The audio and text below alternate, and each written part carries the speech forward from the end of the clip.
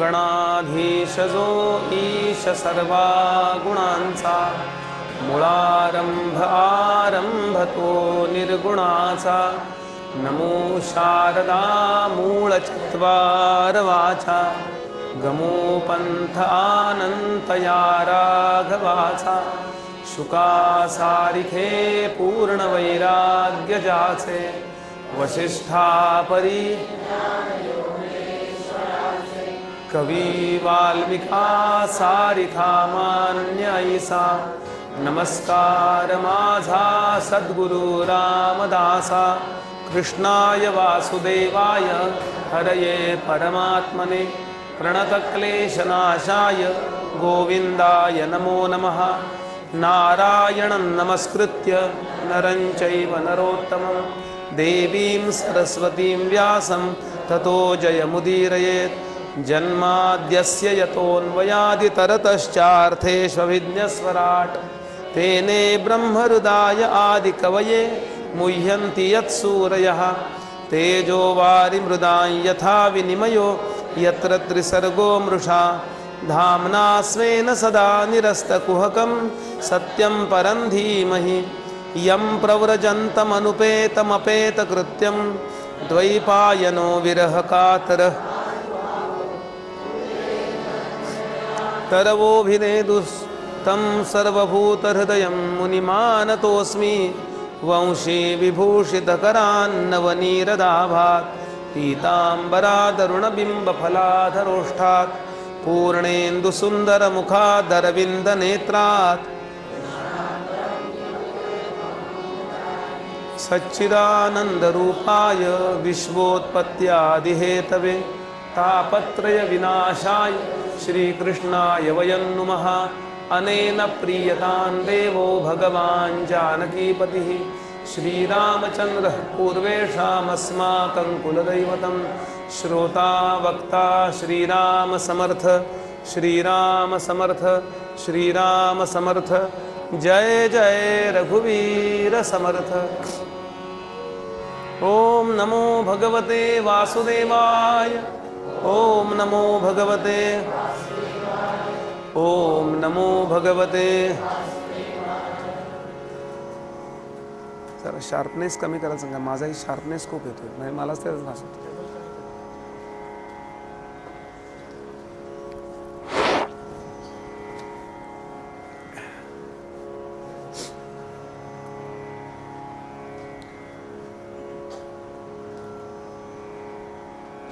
श्री नंदनंदन भगवान गोपाल कृष्ण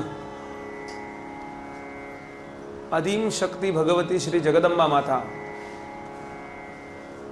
आणि जीवाचं कल्याण करणारे परम श्रेष्ठ असे श्री सद्गुरुनाथ अशी तीन पवित्र अधिष्ठानं ज्या मंदिरामध्ये मांडलेली आहेत,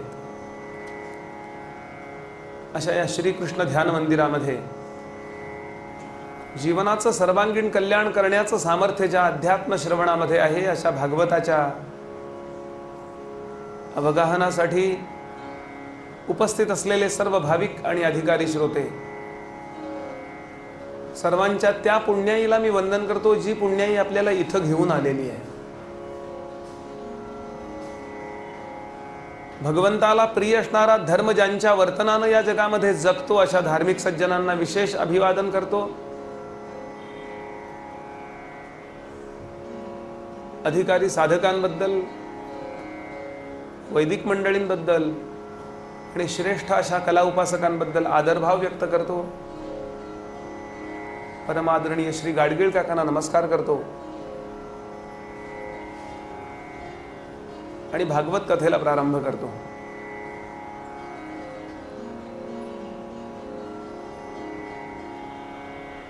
अनाकलनीय परमात्म्याच्या शोधामध्ये गेले लक्षावधी वर्ष मानव आहे।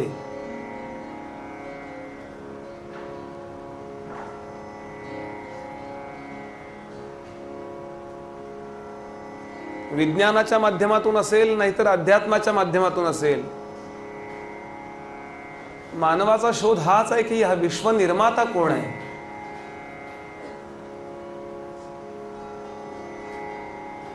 आणि विशेष आहे ज्याला शोध लागतो तो मला शोध लागला हे सांगायला परत येत नाही. परत येत नाही म्हणजे तो मरतो असा अर्थ नव्हे. तो भगवंताशी तद्रूप झाला की तो एकच वाक्य बोलतो, जय जय स्वसंवेद्या आत्मरूपा. यावरून ज्याला काही कळत नाही त्याच्याकरता एक शोध निश्चित लागतो की भगवंत वेगळेपणानं अनुभवता येत नाही.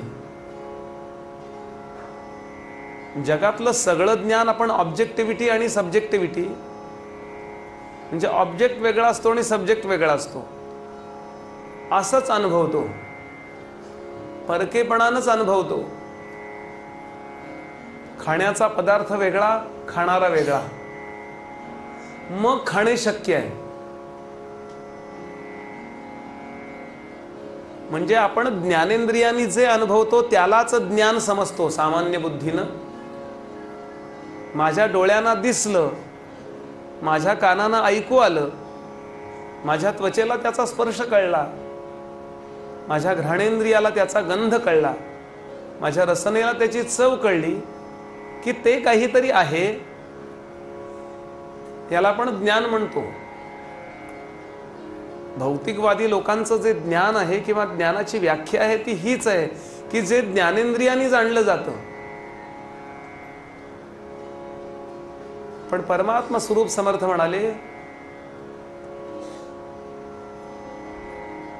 जो जाणतो तो मी जाणलं हे म्हणू शकत नाही, आणि मी जाणलं म्हणतो तो जाणलेलं नाही म्हणूनच मी जाणलं असं म्हणू शकतो. कारण जाणलेलं वेगळं आणि मी वेगळा राहिलो ना. उलट समर्थाने असं म्हटलंय, म्हणे जाणता तो जनी मूर्ख पाहे, अतर्कासी तर्की असा कोण आहे, जनी मीपणे पाहता पाहवेना, तया लक्षिता वेगळे राहवेना. सोपं उदाहरण तुकाराम महाराजांनी दिलं. मिठाची बाहुली. या मिठाच्या बाहुलीनं असं ठरवलं की सागर समुद्र किती खोल आहे हे बघायचं, आणि म्हणून आपल्या हातात एक दोरी धरली आणि सांगितलं, मी जेवढी खाली जाईन, बरं का लोकांनो, मी जेवढी खाली जाईन ना तेवढी, जेवढी दोरी माझ्या हातात असेल तेवढी सागराची खोली, हे लक्षात ठेवा.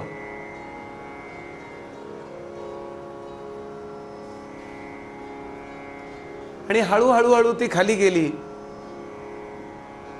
1-2 मीटर खाली गेली असेल आणि दोरी सुटली, आणि दोरी धरायलाच कोणी राहिलं नाही ना.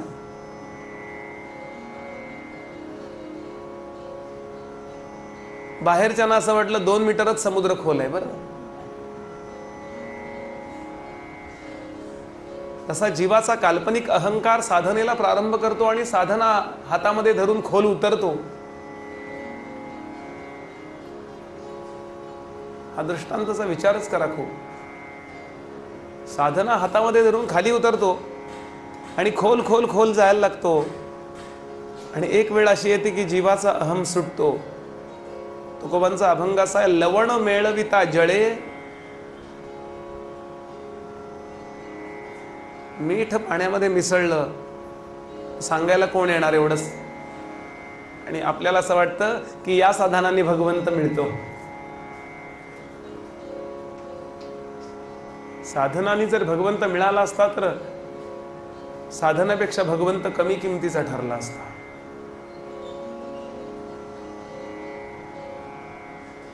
मग साधन करायचंच नाही का?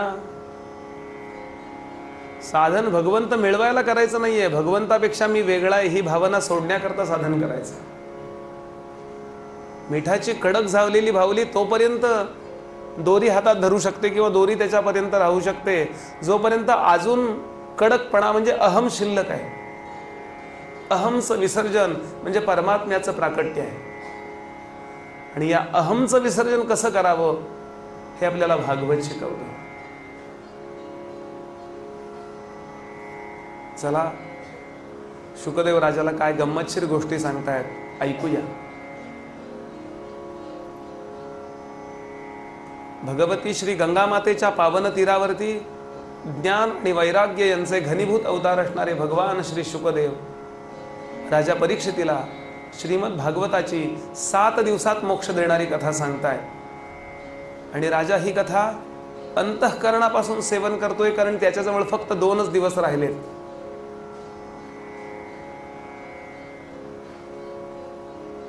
शुकदेव म्हणाले, राजा गोकुळात काय झालं हे नंतर सांगतो, आधी थोडं मथुरेला चक्कर मारून येऊया. वसुदेव त्या जगदंबेला घेऊन, योगमायेला घेऊन तिकडे पोहोचले. आणि पोहोचल्यानंतर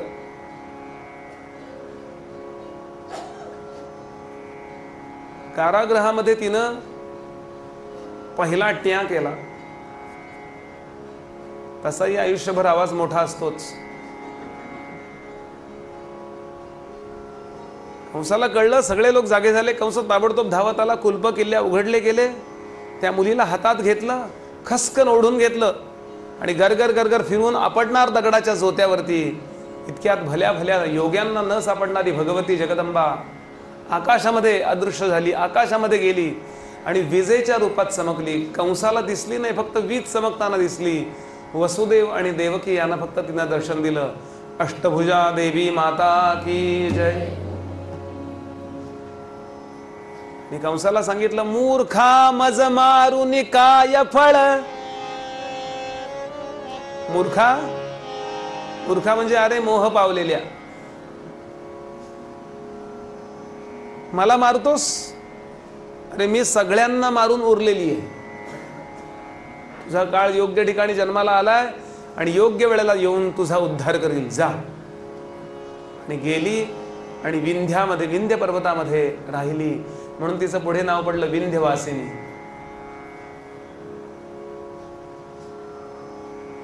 देवकी म्हणाली, म्हणून मी सांगत होते, अरे ही मुलगी आहे, हिला मारू नकोस, तू काहीतरी करायला गेलास. कंसानं सांगितलं, क्षमध्वम मम दौरात्म्यम.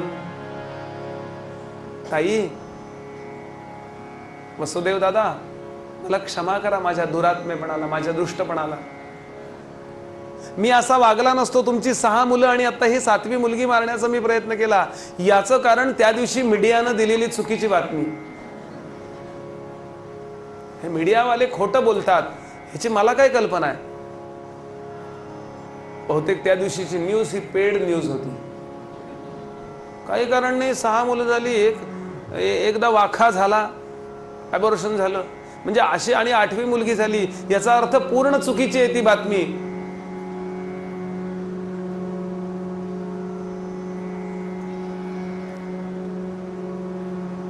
एवढा वाईट वागलो नसतो मी, क्षमा करा मला. आणि अत्यंत आनंदानं, आदरानं त्या दोघांना त्यांच्या अंतःपुरामध्ये, त्यांचं जिथे राहणं होतं तिथे नेऊन पोहोचवलं, नमस्कार केला आणि क्षमा मागितली. एवढंच करता ती आली होती. आता पुढच्या या अर्ध्या कथेला काही, ती आली होती कशाला भगवंतानी पाठवलं. अगं, मी जन्माला आलो आणि माझे आई बाबा दुःखात, कसला मुलगा मी. मुलाचं कर्तव्य आहे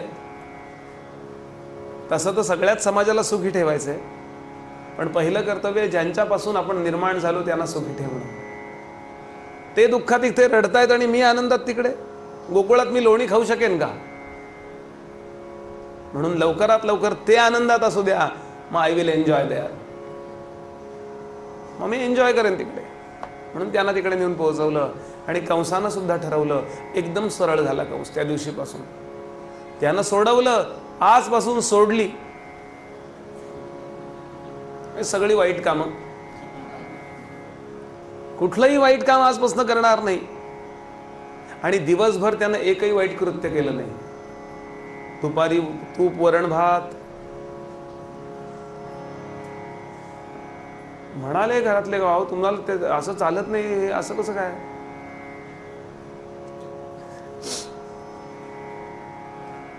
ते म्हणाले आजपासून सोडली. असं होत होत होत संध्याकाळ झाली आणि संध्याकाळच्या वेळेला सगळे मित्र भेटले. मुष्टी, चाणूर क्लबमध्ये. आणि क्लबमध्ये कंस महाराजांच्या टेबलावरचा पदार्थ त्यांनी पाहिला. साधं पेप्सी, व्हॉट इज इट? सगळे होते बोलले, अरे क्या केले रे आप, आपको शोभा नहीं देता, हर रोज आप क्या लेते हैं, ये soft drink, is it miracle, what are you doing? कंसानं सांगितलं, आजपासून वाईट नाही वागायचं, कधी नाही वाईट वागणार. चाडून म्हणाला, अरे कंसा कुणाला घाबरतोस, फार सुंदर आहे संवाद इथला. तू हातात धनुष्य घेऊन उभा राहिल्यानंतर इंद्र सुद्धा चळचळ कापतो. नाही म्हणाले ते 3 जण आहेत, जरा थोडीस त्यांना घाबरावं, पण तो मुलखाचा आळशी असणारा विष्णू कायम झोपलेला. भुजग शयनम. ब्रह्मदेवाचा सगळाच्या सगळा वेळ पूजा पाठातच वेळ जातो. शंकर महाराज पक्के जंगली, अंगाला भस्म काय लावले, जंगलात काय बसलेत, साप काय गळ्यात घातलेत, प्रेत संग अस्थिभूषण. हा कंस महाराज किससे डरे आप, मत डरो उनसे. कंस महाराज आप आगे बढ़ो, हम तुम्हारे साथ है.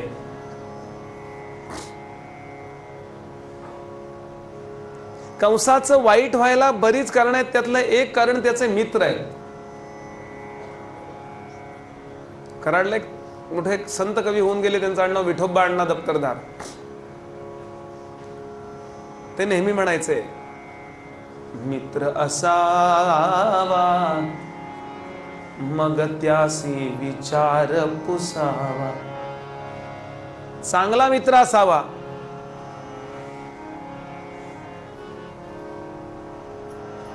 एका थोर कीर्तनकारांनी एक वाक्य सांगितलं, दुर्जनांच्या माडीवरती मित्र म्हणून जाण्यापेक्षा सज्जनांच्या दारामध्ये कुत्र म्हणून जावं.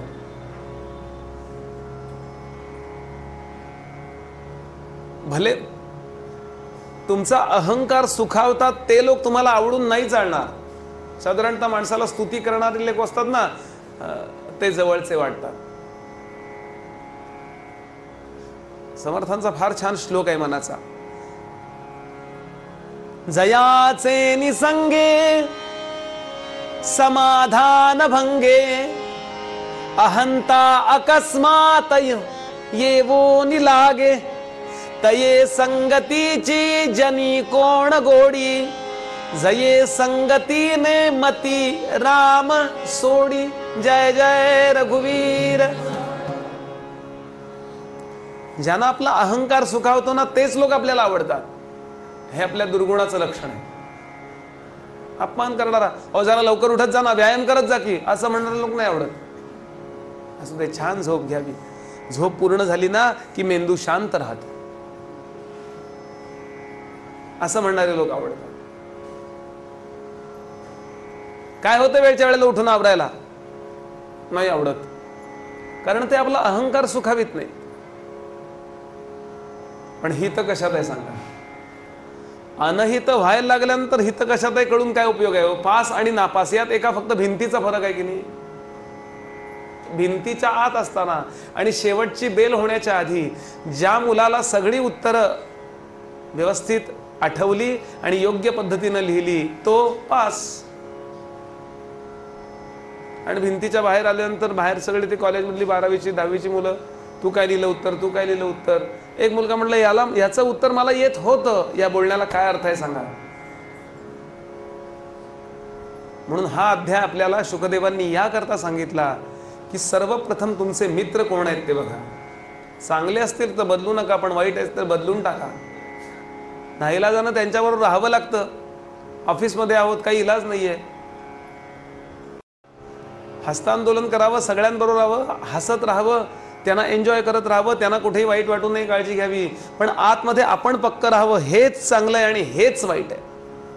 ज्ञानोबा तुकोबा, काल बोललो तेच वाक्य ज्ञानोबा तुकोबांनी सांगितलेलंच आहे. एकनाथ महाराजांनी समर्थांनी जे वागून दाखवलेलं आहे तेच कल्याणाचं आहे. तत्कालिक स्वरूपाचे जे विचारवंत म्हणवणारे होऊन गेले आणि त्यांनी सगळी समाजाची वाताहत केली. राम असा होता, कृष्ण असा होता, मिसगाईड केलं, त्यांचं नाही ऐकायचं, भले समाजामध्ये त्याचा प्रवाह असो. एवढ्या करता मी सांगतोय की कंसाला परत सगळ्यांनी हुच्च्यावर घालणे म्हणतात ना, हुच्च्यावर बसवला, चल तू वाईटच वाग, आणि कशाला घाबरतोयस तू? अरे 10 दिवसाच्या आतली आणि जवळपासची सगळी मुलं मारून टाकूया आजूबाजूची. मला असं वाटतंय रात्रीच्या रात्री बाळाची आदलाबदल झालेली आहे. बराकीतून 2 सळ्यामधून बाळ देता येऊ शकतं. दुसरं बाळी आणून दिली तुला संशय नको म्हणून, आणि इथलं बाळ दिलं गेलंय. मी सांगतो एखादा आपल्यातलाच फितूर असू शकतो. बरं, सगळं पटण्यासारखं सांगितलं. याचा परिणाम असा झाला की कंसानं विश्वास ठेवला आणि आता ठरलं की आजूबाजूच्या मुलांना मारायचं. आता लहान मुलाला मारायचं कॉन्ट्रॅक्ट कोणाला द्यावं? त्या दरबारामध्ये एक चिल्ड्रन स्पेशालिस्ट डॉक्टर होत्या, लेडीज डॉक्टर, डॉक्टर पूतना. ती म्हणाली, कंस sir don't worry, I will manage. लहान मुलांना कसं पॉयझनिंग होतं हे मला माहिती आहे. ओरली लहान मुलांना पॉयझनिंग होतं. कुठल्या तरी वस्तू घेतात, चघळतात, त्याचे व्हायरस पोटात जातात आणि पोरांच्या तब्येती बिघडतात. ओके. कंस म्हणाला, काळजी करू नकोस, तू म्हणशील ते बक्षीस देईन. आणि ही निघाली. आता ही इकडून निघेपर्यंत हे इकडं काय चाललं होतं, चला तिकडे.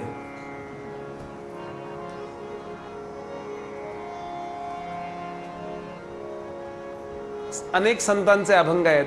भगवंत जन्माला आल्यानंतर, भगवंत आल्यानंतर, भगवंत तसे आले नाहीयेत. जन्माला येण्यापूर्वी विष्णूंच्या सगळ्या देवतांना आज्ञा आहेत. कुणी कुणी अवतार घ्या हे सांगितलंय. देवतांना सांगितलं तुम्ही यादव बना, उपदेवतांना सांगितलं तुम्ही गोपाळ बना, ऋषींना सांगितलं तुम्ही वासर बना, यमाला सांगितलं तुला धर्मराजाचा युधिष्ठिराचा अवतार घ्यायचा आहे, वायूला सांगितलं भीमसेन तुम्ही व्हायचे बरं का, इंद्राला सांगितलं अर्जुनाचा अवतार तुम्ही घ्या, अश्विनी कुमारात दोघं आहेत त्यांना सांगितलं नकुल सहदेव तुम्ही व्हा, भगवती जगदंबा आदिशक्ती तिला सांगितलं तू द्रौपदी हो, लक्ष्मीला सांगितलं तू महाराष्ट्रामध्ये विदर्भ नावाचा प्रांत आहे त्या प्रांताला सध्या चांगलं महत्व आलेलं आहे, ते सांगतील त्याप्रमाणे सध्या सगळं चाललेलं आहे देशामध्ये, तेव्हा त्या भागामध्ये तू भीष्मक राजाच्या पोटी अवतार घे, रुक्मिणी तू हो, शेषांना सांगितलं वीर बळीभद्र तुम्ही व्हा, आनंद दुंदुभी नावाचा एक गंधर्व आहे आनक दुंदुभी त्याला सांगितलं तुम्ही वसुदेव व्हा, जो मनूचा अवतार मानला जातो. कंसाचं आचरण अत्यंत तामसी आहे, सात्विक आचरणाचा विचारही त्याच्या मनात येत नाही, त्यामुळे त्याला संपवावं लागेल. आणि आता सगळेजण भराभरा भराभरा अवतरित होतात, सगळेजण हे आलेत. असं आहे की लक्षात घ्याल फार महत्वाचा एक मुद्दा आहे की अवतार एकटा आला आणि त्यानं काम केलं असं नाहीये, त्याला मदत करणारे खूप लोक आहेत. छत्रपती शिवाजी महाराजांचं नाव निश्चितच आपण हायलाइट करतो किंवा प्रश्नच नाही, पण स्वतः राजे 3 जुलै 1674 जेव्हा सिंहासनावरती बसले त्यावेळी त्यांनी एक एक पायरीला नमस्कार केलाय. हा मुरारबाजी देशपांडे यानं प्राण टाकले म्हणून मी वाचलो, हा शिवा काशीद नाभिक जातीचा, पण हा जर नसता तर मी मेलो असतो, हा जीवा महाला हा नसता तर मी कुठला जगलो असतो, हा बाजीप्रभू देशपांडे पावनखिंडीत यानं आपले प्राण सांडले नसते तर आज मी नसतो. असा एक एक पायरीला नमस्कार करीत करीत करीत राजे सिंहासनावर बसतात. राजांनी ज्या लोकांचं ऋण मानलेलं आहे आपण सुद्धा लक्षात घेतलं पाहिजे की आपण सुद्धा सगळ्यांनी देवाच्या कार्याला कुठेतरी एक काडीचा तरी हातभार लावला पाहिजे. आज सुद्धा देवाचं कार्य त्यावेळेला होतं नाही, आज सुद्धा सत्कार्य सुरू आहे. या सत्कार्याच्या पाठीशी आपलं उभं राहणं कर्तव्य आहे का नाही बोला. देवाचं नुसतं नाव घ्यावं नव्हे, देवासारखं व्हावं. दास म्हणे रघुनाथाचा गुण घ्यावा, म्हणून या सगळ्यांना सांगितलं आणि हे सगळे अवतरित झालेत. आता इकडे परिस्थिती काय झाली, गोकुळामध्ये इंद्रिय अगोचर भगवंत इंद्रिय गोचर झाला. कल्पना करा, बघण्यात समाधीचं सुख आहे. माऊली म्हणाली, ज्ञानोबांचा ज्ञानेश्वरीत प्रतिज्ञा आहे, म्हणाले मी काय करीन, अतींद्रिय परिभोगवीन इंद्रिया करवी. अतींद्रिय समाधीचा अनुभव इंद्रिया करवी भोगवीन, ही प्रतिज्ञा आहे ज्ञानोबांची. यतो वाचो निवर्तन्ते अप्राप्य मनसासह गीतेने सांगितलं, उपनिषदांनी सांगितलं, ते मी तुम्हाला वाचेत आणून दाखवीन. इम्पॉसिबल, अशक्य असणारी गोष्ट मी शक्य करून दाखवीन. तसा तो परमात्मा दृग गोचर झाला. दृग अगोचर होता, डोळ्याला दिसणारा नव्हता, तो डोळ्यानं दिसणारा झाला. मग मला सांगा कसं वाटलं असेल या सगळ्यांना. म्हणून नामदेव महाराज वर्णन करतात, चला चला म्हणती लोक. संपूर्ण गोकुळामध्ये एकच गोंधळ उडाला, चला चला चला चला चला चला चला चला. अहो कळलं का तुम्हाला म्हाळसाबाई, कळलं का तुम्हाला रमाबाई, अगबाई अगबाई अगबाई म्हणत सगळेजण सगळ्या जणी चालल्या. चला चला म्हणती लोक, पाहू नंदाचे बालक, नर नारी अलंकार, शृंगारिले हो नगर. लोक येती वेळो वेळा, आणि नामा म्हणे पाहती डोळा. बराबर बराबर बराबर ही मंडळी निघाली. गायींना घेतलं, आपल्या वासरांना घेतलं, सगळ्यांना घेतलं. त्यांना सोन्याच्या शिंगोट्या घातल्या, सगळीकडे शेणसडे टाकले, सुंदरपैकी रांगोळ्या काढल्या, त्याच्यावरती कस्तुऱ्या टाकल्या, कस्तुरीचा सुगंध सुटलाय सगळीकडे. आणि सगळे सजून नटून थटून बराबर बराबर निघाले. तुलसीदासांनी इथे छान सांगितलंय, म्हणाले कृष्ण जन्म आणि राम जन्मात एक फरक आहे बरं का. कृष्ण जन्मामध्ये म्हणाले सगळे लोक छानपैकी तयार झाले आणि निघाले. राम जन्मा वेळेला फक्त निघाले, मग तयार होतेच. एवढा फरक आहे. म्हणलं ती राज्य म्हणजे कॅपिटल आहे ते अयोध्या. शहरातले लोक कायमच तयार असतात, खेडेगावातले लोक असे शेण काढतात, अमकं करतात, कामात असतात ते विचारे. त्यामुळे तयार झाले आणि निघाले. किती किती भराभरा निघाले. म्हणे लोक येती वेळो वेळा, नामा म्हणे पाहती डोळा. मागची न सांगावं अगं मंगले, किती वेळ बघतीस त्या बाळाकडं, मला बघू दे ना. ही गर्दी, आणि तिला धकलते, मग ती पाठीमागच्या दारानं बाहेर जाते आणि पुढच्या दारानं पुन्हा येऊन थांबते. किती पाहिलं तरी त्याचं डोळ्याचं समाधान होत नाहीये. असं भगवंताचं रूप आहे बरं का. त्यात म्हणाले तृप्ती पण आहे आणि अतृप्ती पण आहे. कल्पना करता येईल का? या जगात तृप्ती आणि अतृप्ती फक्त भगवंतामध्ये आहे. तुम्ही बटाट्याची भाजी खा, आता म्हणले अजिबात नको नको, असं भगवंताबद्दल वाटत नाही. किती वेळा भागवत ऐकलंय हो, तरी पुन्हा भागवत ऐकायला येतं की नाही आपण? अनेक वक्त्यांच्या मुखातून अनेक पद्धतीने भागवत ऐकले, तरी त्याच्याबद्दल ऐकावं असं वाटतं. तृप्ती आणि अतृप्ती अखंड एकाच ठिकाणी नांदते, ती फक्त भगवंताच्या बाबतीत. म्हणून पुन्हा लाईनीत उभी, म्हणजे चांगला प्रसाद असल्यानंतर आपण करतो की नाही. मी तरी करायचं भाऊ लहानपणी, लहान असताना लाजबीज काही नाही. आता जरा इगो बिगो काय म्हणतात ते सगळे मूर्खपणा. लहानपणी काही नाही, जायचं पटकन बदाम खायचे परत. आणि तो वाटणार आहे ना, तर समोरचा कोण मनुष्य आहे ना, त्याच्या एक हात इकडून करायचा, एक हात इकडून करायचा. बरं त्याच्यासमोर 100 हात असतात, तो भराभरा देत असतो. मला 2 मुठी मिळायची.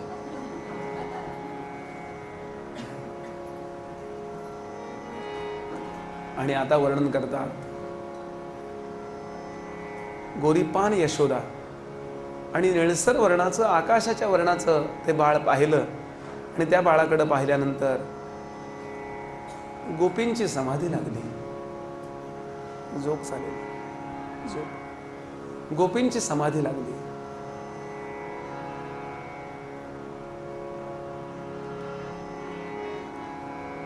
कल्पना करूया, भगवंताकडे त्या पाहतायत. गोरीपान यशोदाने निळ बाळ कसं काय? आईबाबांसारखं पाहिजे की नाही बाळ? पण कवी श्रीधर म्हणाले तसं नाहीये. एखादी सुवर्णाची वेली असावी, एखादी सुवर्णाची वेली असावी आणि तिच्यावर नीलकमल उमलावं, असं ते दृश्य दिसत होतं. पाहत राहता इतकं गुडगुटीत भरपूर जावळाचं गोड गोड ते बाळ पाहिलं आणि डोळ्यातून अश्रूंच्या धारा वाहू लागल्या, आनंदाश्रू वाहू लागले. आणि प्रत्येक गोपीला असं वाटतंय याचा आणि माझा कुठल्या तरी जन्मीचा संबंध आहे. त्या गोपींना कळत नव्हतं तो संबंध काय आहे. अहो त्यांचा कशाला, तुमचा माझाही भगवंताशी जन्मोजन्मीचा संबंध आहे. काय संबंध आहे? आपल्या शरीरातलं जे चैतन्य आहे ना, ज्याच्यावर आपण क्लेम करीत नाही आहोत, आपला क्लेम आहे तो देहावर आहे. म्हणजे आपलं नाही ना, त्याच्यावर आपला क्लेम आहे. आणि आपलं जे स्वरूप ते आहे ना, तिथे मांडलेलं ते आपल्यामध्ये जे आहे ना, त्याच्यावर आपला क्लेम नाहीये. दुःखाचं कारणच तर हे आहे. अत्यंत मौल्यवान आणि चैतन्य स्वरूपावरचा क्लेम केला आणि अत्यंत कमी दर्जाचं असणारं हे शरीर, ह्याच्यावर मात्र आम्ही क्लेम म्हणजे अधिकार सांगतो, हे शरीर माझं आहे. म्हणून ज्या क्षणाला देहावरचा क्लेम सुटतो आणि त्या चैतन्य स्वरूपावरती आपल्या मूळ स्वरूपाशी आपण एकरूप होतो ना, तेव्हा या देहातून 8 प्रकारचे सात्विक भाव निपजतात. अष्टसात्विक भाव. त्यातला पहिला भाव आहे अश्रू. आनंदानं अश्रू येतात, रोमांच, सगळं शरीर रोमांचित होतं. स्फुरण, काहीही कारण नसतं आणि तरी आपल्याला खूप आनंद झालेला असतो. स्वेद, घाम येतो आपल्याला आनंदाने. वैवर्ण्य, संपूर्ण शरीराचा रंग बदलतो. स्वरभंग, आपल्याला बोलता येत नाही. आणि शेवटचा भाव आहे मूर्छा. या अष्टसात्विक भावांना तरी येऊ द्या देहामध्ये. या अष्टसात्विक भावांच्या पलीकडे समाधी आहे.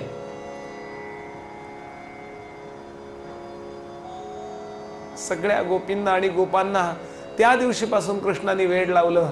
त्यांना कळत नाही अशी ओढ का वाटते, पण त्या निमित्त काढून काढून काढून काढून सारख्या ते बाळ बघायला येत. त्या दिवशीपासून संपूर्ण गोकुळाच्या सगळ्यांच्या चर्चेचा आणि चिंतनाचा एकच विषय झाला, नंद नंदन. नंदाचा आनंद, बस, बाकी काहीच नाही. सारख्या एकमेकांना. गेली होतीस का गाज? कसा दिसत होता?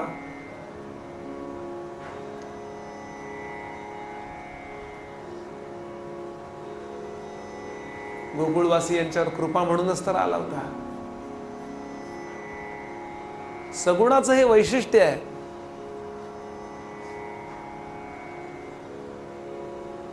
सेना महाराज जे होते ना, ते म्हणले समाधीचे सुख सांडा ओवाळोनी. त्याच्या रूपावरती प्रेम करण्याचं जे सुख आहे ना, त्या सुखासमोर समाधीचं सुख ओवाळून टाकून द्या म्हणाले. आणि आनंदी आनंद झाला. निमित्त काढून काढून सारख्या येतात. अगं यशोदे, घरातली भाजी संपली ग आणि अचानक पाहुणे आले, तर तू जरा भाजी देतेस का? उसणी, उसणं घेतो की नाही आपण पदार्थ, ऐन वेळेला शेजाऱ्यांकडनं मागून घेतो, नंतर त्यांना देतो. त्यात पण आपण काही गंमत करतो. आमच्या सातारला एक म्हण आहे, सातारा सांगली भागात, उसना बटाटा अशी म्हण आहे ती. म्हणजे 10-12 बटाटे आणायचे आणि 1 बटाटा जास्तीचा द्यायचा. 10 बटाटे आणले तर 11 बटाटे द्यायचे परत. म्हणजे एक तुम्ही ऐन वेळेला मदत केली त्याबद्दल थँक्स म्हणून. पण माणसं इतकी हुशार असतात, नेताना एवढे एवढे बटाटे दिले, नेले, आणि परत येताना चिंगळे चिंगळे एवढे. एक जो जास्तीचा बटाटा तो चिंगळा एवढा द्यायचा की उसना बटाटा त्याचं नाव. असं नाही. आता ती यशोदा पडताळामध्ये कुठेतरी ती भाजी आणायला गेली, घरात भाजी ठेवलेली असायची. अशा पद्धतीने टोपल्या की बाहेर किती गरमपणा असला तरी त्या टोपल्या गारच नॉर्मल टेम्परेचरला राहतात. त्याच्यात भाजी भराभरा भराभरात ठेवलीत. बट काय भाजी दिली, ही भाजी आत आणायला गेली की तेवढ्यात कान्होबाला उचलावं. 1 दिवसाचं बाळ पण तेवढ्यात उचलावं, पटपट पापे घ्यावेत, परत ठेवावं. तेवढ्याकरता ती गोपी आली आहे. आता त्या कृष्णाला आपण उचललं हे तिला कळू नये म्हणून पुन्हा काही नाही, असं इकडे तिकडे बघत उभं राहावं, परत असं त्याच्याकडे बघावं. तिनं ती भाजी द्यावी, इथून एवढ्या चौकात जावं, या इथे नळ स्टॉप पर्यंत, आणि परत यावं. अगं यशोदे, मी पण ना इतकी मूर्ख आहे. अगं होती भाजी घरात, माझं लक्ष नाही, पलीकडे होती, ही परत ठेव. यशोदा म्हणाली, अगं राहू दे, आता दिली तर नको, पुन्हा मागायला तोंड राहत नाही, ठेवा. तिला कटकट झाली की नाही उगाच. ती आतमध्ये ठेवायला गेली की पुन्हा बाळाला उचलावं, पटापटा बाबावे हवे. इतकी गर्दी व्हायची. आणि काय होतं, लहान बाळाला सारखं घेतलं ना की ते घेऊ होतं. घेऊ म्हणजे दिवसभर ही येते थोडा वेळ घेते, ती येते थोडा वेळ घेते, ही येते थोडा वेळ, असं दिवसभर असं हातावर असणारं बाळ. संध्याकाळ झाल्यावर सगळ्या आपापल्या कामाला गेल्या, खाली ठेवलं की ते रडायला लागतं.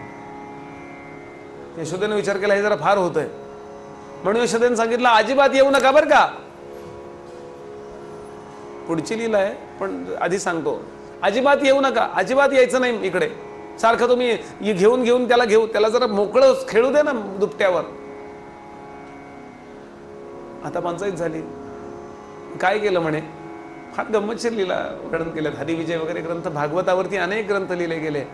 ते म्हणे त्या सगळ्या गवळणी ओली माती आणायच्या, त्या चाळायच्या, ती ओली करायच्या आणि त्याचे पोपट करा, चिमण्या करा, असे पक्षी बनवायच्या, खेळणी बनवायच्या आणि ते लवकर वाळावा म्हणून चुलीत घालायच्या. ते गोळे लवकर वाळावेत म्हणून चुलीत घालायच्या आणि वाळल्या की त्याला जरा थाडा पांढरा पेंढरा कुठला तरी रंग द्यायचा आणि टोपली भर घ्यायच्या आणि खेळणी घ्या खेळणी, खेळणी घ्या खेळणी असं म्हणत यायच्या. आता हे महाराज आमचे नंदनंदन, त्यांना ती ओढच लागलेली हो, अजून कसं कोणी आलं नाही, म्हणून रडायला सुरुवात करावी. इतक्यात खेळणी, मला खेळणी पाहिजे. आणि त्या भगवंताला बाहेर आणावं आणि खेळण्याच्या निमित्तानं यांनी त्याला घ्यावं. आता भगवंतांनी 2-4 खेळणी ठेवायत, इतक्या दुसरी खेळणीवाली, खेळणी घ्या खेळणी. यशोदा म्हणली आज खेळणीवाल्या सुटल्यात का काय, इतकी खेळणी गोकुळात कधी यायला लागली. म्हणून जर नीट पाहिलं गोपीकडे, अगं तू तर आमचीच आहेस, असा पदर घेतल्यामुळं कळलं नाही का, अगं कशाला येतेस, आमचा हा कान्होबा, तू खेळणी म्हणलं की रडत बसतो, बाहेर आणायला लागतं मला. इतके दिवस फुकट येत होता, आता विकत घ्यायला लागते मला ती खेळणी. येत जा बाई, येत जा. अशा अनेक मजा वर्णन करतात. आता मूळ भागवताकडे येऊया. सर्वप्रथम अध्याय येतो जातक कर्म. जातक कर्म म्हणजे नामकरण आणि जातक कर्माचे 2 संस्कार सांगितलेत. त्या मुलाचं नाव ठेवायचंय. कुणाला बोलवलं तर गर्गाचार्यानं बोलवलं. असू दे, ऐकायला येईल तेवढे नाही ऐका. गर्गाचार्यानं बोलवलं आणि गर्गाचार्यांनी नाव ठेवलं, थोरल्याचं नाव ठेवलं राम. का ना राम का ठेवलं, सगळ्यांना हा रमवेल, अत्यंत बलशाली आहे म्हणून नुसतं राम नाही, बलराम. परशु धारण करणारा परशुराम, श्री धारण करणारा श्रीराम, बल धारण करणारा बलराम. आणि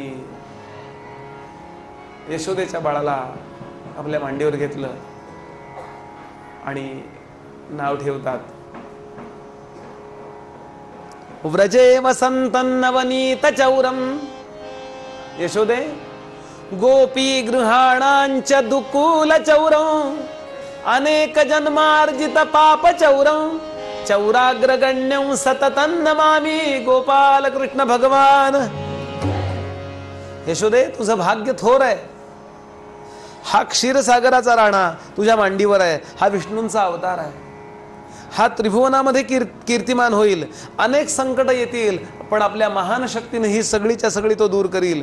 हा गोवर्धन पर्वत उचलील, हा दुष्टांचा नाश करील, महासर्पाची घमेंड उतरवील, बंदींना सोडवील, गोपींना भक्तीचा आनंद देईल, सागरामध्ये नवीन नगरी निर्माण करील, गुरुपुत्राला जिवंत करील, सर्व साधुजनांना हा प्रिय होईल, देवदेवतांना हा वंद्य होईल. तू धन्य आहेस. बरं, आणि विशेष काय करील, व्रजामध्ये हा वसंत म्हणजे ताजं ताजं ताजं असं नवनीत चोर. व्रजे वसंतन नवनीत चौरम. खूप चोऱ्या माऱ्या करील, चोरांचा पुढारी होईल. गोपी गृहाणांच्या दुकूल चौरम, गोपींच्या घरामध्ये जाऊन त्यांचं वस्त्र चोरील. दुकूल म्हणजे वस्त्र. याला जे शरण येतील त्यांचं काय चोरील, अनेक जन्मार्जित पाप चौरम. याला जे शरण येतील त्यांचं अनेक जन्माचं पाप तो चोरून घेईल. अशा चौराग्रगण्यम सततं नमामि. अशा चोरांच्या पुढाऱ्याला सतत नमस्कार करावा. असा आहे, नमस्कार दोघांना करावा, पोलिसांना पण आणि चोरांना पण. इतका आनंद झाला तिला, आनंद झाला. आणि पहिलं संकट आलंय. भगवान तेव्हा 6 दिवसाचे आहेत फक्त. बरं, 6 दिवसाचे. अष्टमीचा जन्म आणि चतुर्दशीला अमावस्येच्या आदल्या दिवशी पूतना आली. कशी आली याचं वर्णन केलंय ऐका कशी आली. ताम केशबंध व्यतिशक्त मल्लिकाम बृहन नितंब स्तनकृच्छ मध्यमाम सुवाससं कंपित कर्णभूषणात विशोल्ल सत्कुंतल मंडिताननानाम. म्हणजे तिनं आपले केस बांधले राक्षसी असून, एवढंच बोलतो. आणि काय केलं, इतकं सुरेख रूप घेतलं. दासगणू महाराज सांगायचे तिनं नखरा केला. नखरा म्हणजे मेकअप. अप काय करावं लागतं, डाऊन आहे ते परत अप करावं लागतंय. मेकअप नखरा म्हणजे न खरा म्हणाले, खरा नाही त्याला न खरा म्हणतात. असे भगवंताला लुभवण्याकरता अशी आली. आणि बऱ्याच मोठी कथा आहे, पण पटकन आपण तिथे जाऊया. ती कुठे चालली तर ती वाटेतल्या सगळ्या बाळांना मारत मारत मारत चालली. भगवान विचार करतात माझ्याकरता इतर लोक मरायला नकोत, म्हणून तिच्या बुद्धीमध्ये सरळ नंद राजाच्याकडे येण्याचीच प्रेरणा दिली. नंद राजाच्या वाड्याच्या समोर ती आली आणि यशोदेला हाक मारली. यशोदेलाही आनंद वाटला. तिचं जे रूप आहे ना, झोपडपट्टी संपर्क मंडळ व्यवस्थित सगळं अगदी. आणि फर्स्ट इम्प्रेशन म्हणजे कपड्यांचं असतं बरं का. तुम्ही कपडे कसे परिधान केलेत फर्स्ट इम्प्रेशन. बाकी तुमची योग्यता काय हे नंतर. जरा शर्ट इकडे तिकडं असू द्या, जरा बुटाला पॉलिश कमी असू द्या,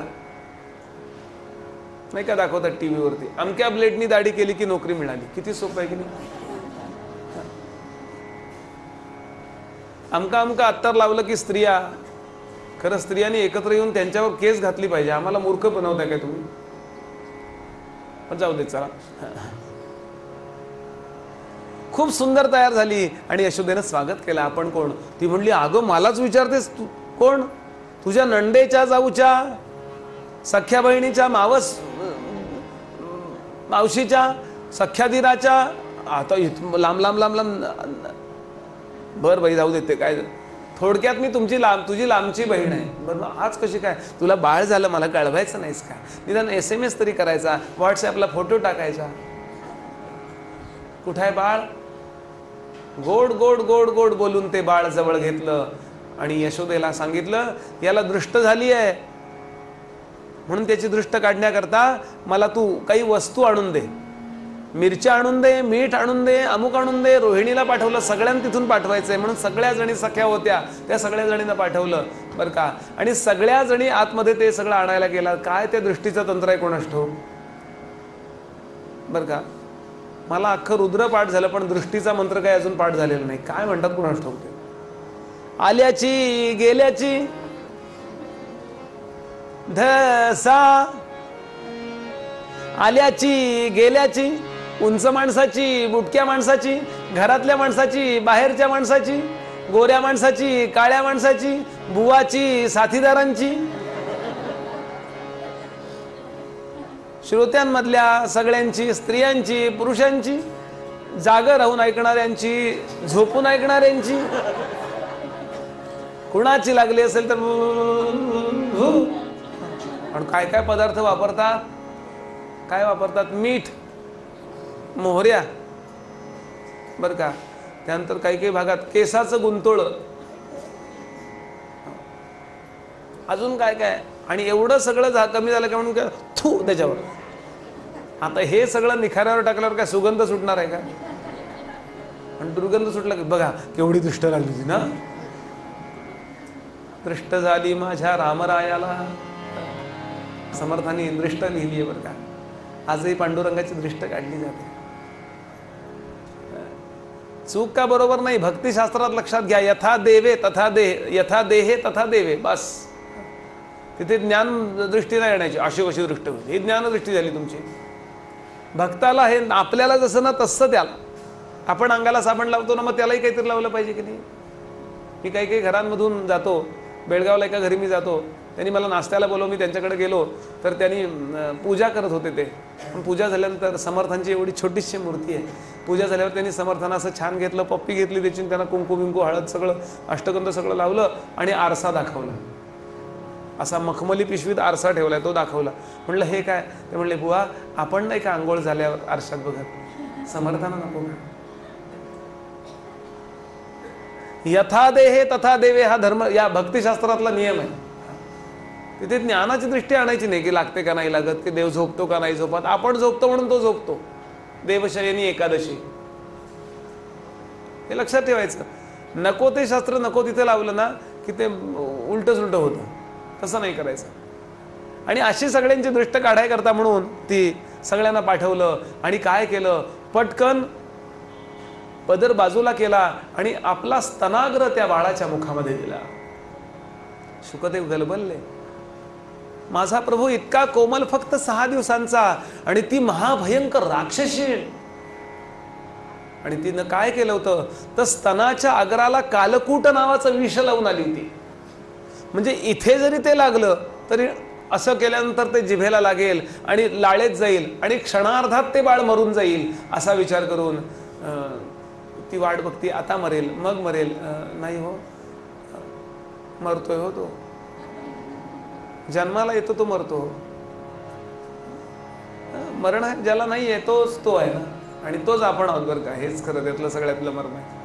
आणि काय केलं भगवंतानी डोळे मिटले आणि पूतनेचा स्तनाग्र मुखामध्ये धरला.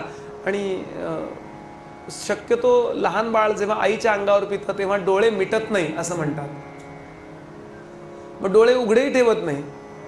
शंकराचार्य म्हणाले ती त्याची समाधी आहे, म्हणून अर्धोन्मिलित नेत्र असतात बाळाचे. जर झोपलं ना ते बाळ तर पिऊ शकणार नाही, दूध गिळूच शकणार नाही ना. झोपत नाही, ते जागही राहत नाही. अर्धोन्मिलित नेत्र म्हणजे अर्धे असे मिटलेले नेत्र असतात आणि त्याची ती समाधी अवस्था आहे असं वर्णन केलंय आचार्य. पण इथे मात्र भगवान भगवान श्रीकृष्णाने डोळे घट्ट मिटून घेतले. डोळे का मिटले याची शास्त्रकारांनी 26 कारणं दिली आहेत. मी सगळी सांगणार नाही, नाही तर तुम्ही डोळे मिटून घ्या. पण एक 2-3 कारणं सांगतो. वामन पंडित म्हणाले डोळे का मिटले. डोळे मिटायचं एक कारण, एखादी गोष्ट आठवत नसेल तर आपण डोळे मिटून आठवतो बघा. काय बरं नाही काय का, अहो जरा इकडे आले. अगदी तुम्हाला एक महत्वाची गोष्ट सांगायची होती. काय बरं, आपल्यालाच ताण पडो, लवकर आठवा, किती वेळ उभं करणार. तसं भगवंतानी डोळे मिटले आणि विचार केला. या जन्मी पूतनेने हरिवदन पहा, या पुण्य केले न काही, म्हणून श्री हरी तो पूतनेच्या गत जन्मात वाकून पाही.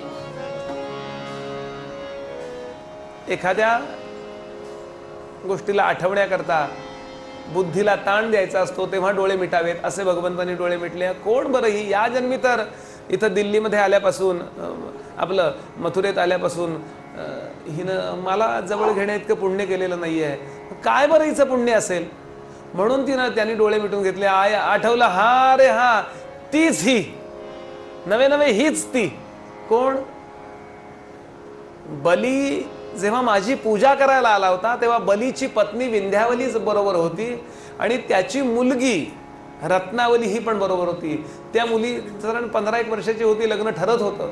आता ज्या मुलींचं लग्न ठरायचं आहे ना त्या मुलींची आपल्या पतीबद्दल, पुढच्या अपत्याबद्दल, घराबद्दल काहीतरी एक संकल्पना असते. बुवा असा असा नवरा असावा, त्याला अक्कल नसावी, दिसायला फक्त तो चांगला असावा, काय जे असेल ते. आपण वेबसाईटवर जा आणि बघा, सर्च करा बरं का. मॅरेज ब्युरोमध्ये सर्च करा.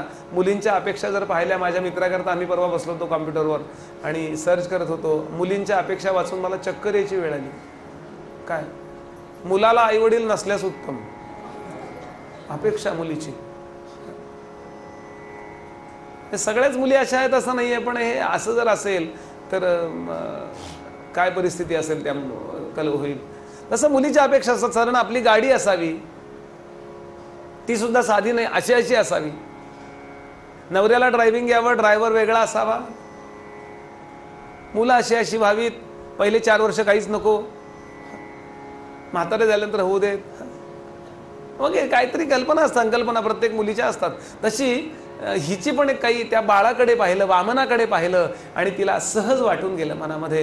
इतकं गोड रूप वामनाचं दिसत होतं, बटू बटू वामन होऊनी, इतका बटू बटू गोड गोड दिसतोय. तिला मनात आलं काय गोड आहे ते बाळ. अशा बाळाची आई जी झाली असेल ती किती भाग्यवान असेल. हे जे बाळ इथं भगवान गोपालकृष्णांकडे बघा, असं बाळ आपल्याला झालं तर आपण किती भाग्यवान वाटेल की नाही हो. एक्झॅक्टली तिला असं वाटलं, या बाळाला जिनं स्तन्य पाजलं असेल ती किती भाग्यवान असेल, असं मला याचं आई व्हायला मिळेल का. पहिली संकल्पना म्हणजे वासना भगवंताच्या नावे नोंद झाली, त्याची रेकॉर्ड झालं. आणि लक्षातच ठेवायचं, बारीक सारीक आपल्या मनामध्ये असलेल्या सगळ्या वासना आपल्या पुढच्या जन्माला कारणीभूत आहेत. म्हणून नको त्या वासना कधी करूच नका. चुकीची वासना कधी करू नका. चुकीची वासना मनात न येणं फार अवघड आहे, पण आली तर काय करा, ती भगवंताच्या चरणी आठवणीनं वाहत चाला. असं होतं सगळ्यां, प्रत्येकाचं कमी जास्त होतं, काही चिंतन, आपला काही कंट्रोल नाहीये. फार संस्कार लागतात तरच वाईट मनात येत नाही विचार, किंवा फारच तुम्ही सज्जनांच्या संगतीत सतत राहिलात तर त्याचा परिणाम असा असतो की चुकीचं कधी मनातच येत नाही.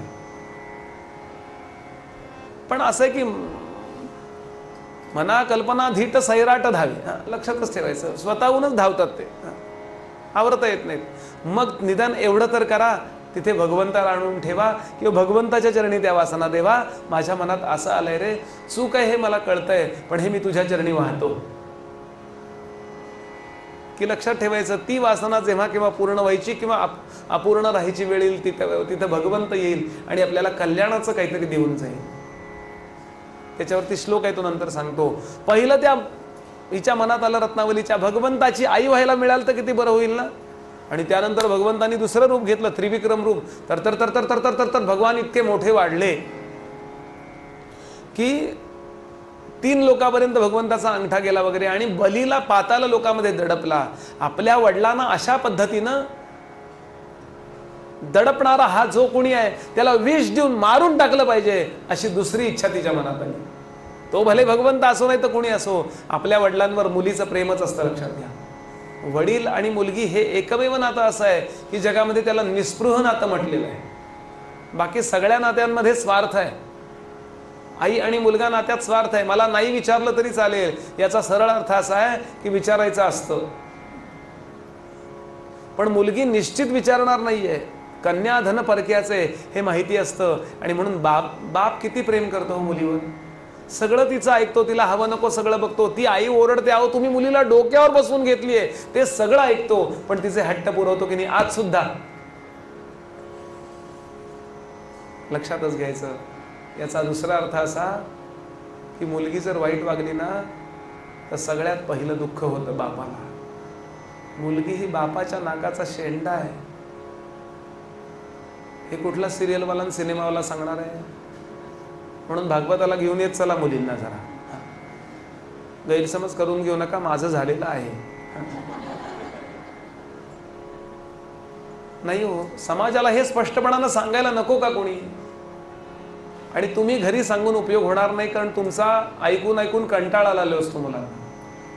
इथे 4 वाक्य जरी मुलांनी ऐकली ना तरी लगेच त्या मुलांच्या आतमध्ये, त्यांनी लगेच मान्य करू नाही तर नाही करू, पण आतमध्ये जातं खरं आहे हो, मी जर वाईट वागले ना तर माझ्या बापाला खाली बघावं लागेल, सगळीकडून अपमानित व्हायला लागेल.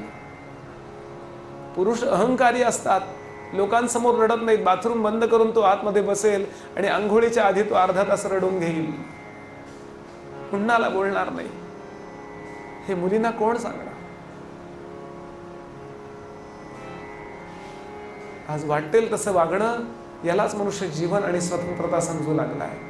आणि त्यामुळे समाज व्यवस्था बिघडते हे कळत नाही. तुमचा वैयक्तिक एकट्या प्रपंचाचा मुद्दा नाहीये हो. एक व्यक्ती वाईट वागली ना की ती 10 लोकांना तसं वागायला प्रवृत्त करीत असते. आणि एक व्यक्ती जर चांगली वागली, तिनं समर्पण जीवन, त्या व्यक्तीनं समर्पित जीवन वागून दाखवलं ना की तेवढा निरोप तेवढ्या लोकांपर्यंत जातो. त्यात आपल्या मनाला मारावं लागतं, मान्य आहे. आपल्याला दुःख होतं, मान्य आहे. पण ज्यातून काही चांगलं निर्माण होणार आहे असं दुःख सुद्धा थोडं सहन करायला शिका. हे कोण कोणाला सांगणार. आणि हे नैसर्गिक आहे. मुलीचं वडिलांवर प्रेम असतंच आणि मुलाचं आईवरच प्रेम असतं. एक सामान्य प्रेम सगळ्यांवर असतं बरं का, पण विशेष प्रेम बघा. आपण मुलगी एवढी गेली, लग्न झालं, संध्याकाळची वेळ आहे, वास्तविक लग्नाची पहिली रात्र आहे, पण त्याच्या आधी ती मुलगी आपल्या वडिलांना फोन करते, बाबा बीपीची गोळी घेतलीत का? शुगर आहे तुम्हाला, आज दुपारी तुम्ही माझ्या लग्नात गोड खाल्लंय, तुम्ही काही गोळी घेतलीत ना बाबा? कारण तिला माहिती आहे आता बाबा सगळ्यात जास्त टेन्शन मध्ये आहेत. भगवंत समोर उभा होता, पण हिच्या मनात आलं रत्नावलीच्या असेल भगवंत, तो कोणी असो, पण माझ्या इतक्या श्रेष्ठ अशा बाबांना मारणारा तो कोण? त्याला विष देऊन मी मारून टाकीन. दोन संकल्प झाले, पण ते कुणाबद्दल झाले? कुणा अडतूस फडतूस माणसाबद्दल नाही, भगवंताबद्दल झाले. त्याचा परिणाम भगवंतानी दोन्ही इच्छा पूर्णच केल्या एकाच वेळेला. आई पण होता आलं, स्तन्यही पाचता आलं आणि विषही पाचता आलं, आणि त्यातून उद्धार केला. म्हणून समर्थ म्हणाले, मना वासना वासुदेवी वसोदे. वासना वासुदेवाशी निगडित करा, भगवंताशी निगडित करा, की परिणाम एकच होणार आहे, त्यातून कल्याण सोडून काहीच मिळणार नाहीये. मना वासना वासुदेवी वसोदे, मना कामना कामसंगी न सोदे, मना कल्पना वाउगी ते न कीजे, मना सज्जना राघवी वस्ती कीजे. बरं, आणि एवढं केल्याबरोबर भगवान म्हणले, अच्छा ती आहे ही, बर बर बर. भगवंताला आठवलं की ती ही आहे, आणि म्हणून भगवंतानी सांगितलं हरकत नाही. दुसरं कारण डोळे मिटायचं. दुसरं कारण भगवंतानी डोळे मिटून विश्वकर्म्याला, म्हणजे स्थापत्यशास्त्राचा देव, स्थापत्यशास्त्र जगातले सगळे बिल्डअप करतो ना तो विश्वकर्मा. दोन मातृसदन मातृकृपा दोन बिल्डिंग माझ्या शेजारी बांधायला सांगितल्या होत्या. झाल्या का बांधून? विश्वकर्मा म्हणला, देवा एक बिल्डिंग होत आली आहे, अजून दुसरी बांधायला घ्यायची आहे. मातृकृपा बोर्ड करायला टाकलाय. तो म्हणला अजून एक बांध. यावेळेस जन्मी माझ्या 3 माता आहेत. 3 माता का? देवा तुम्ही आधी तर 2 सांगितले. बरोबर आहे, पण माझ्याही लक्षात नाही राहिलं. एक माझी अगदी एका क्षणापुरती माता झाली आहे, मी तिला लगेच पाठवतोय. तिला तिथे वैकुंठामध्ये समीपता आणि सलोकता या 2 मुक्ती तिला मला द्यायच्या. तेव्हा आहे ना तयार? परीक्षिती म्हणाला शुकदेवांना, काय हे? जी विष घेऊन मारू आली, विष घेऊन मारायला आली, तिला आईसारखी कृपा. देवकी कुठे? यशोदेचं प्रेम कुठे? देवकीचं वात्सल्य कुठे? आणि हिच्या मनातलं कपट कुठे? आणि हिला पण तोच सन्मान.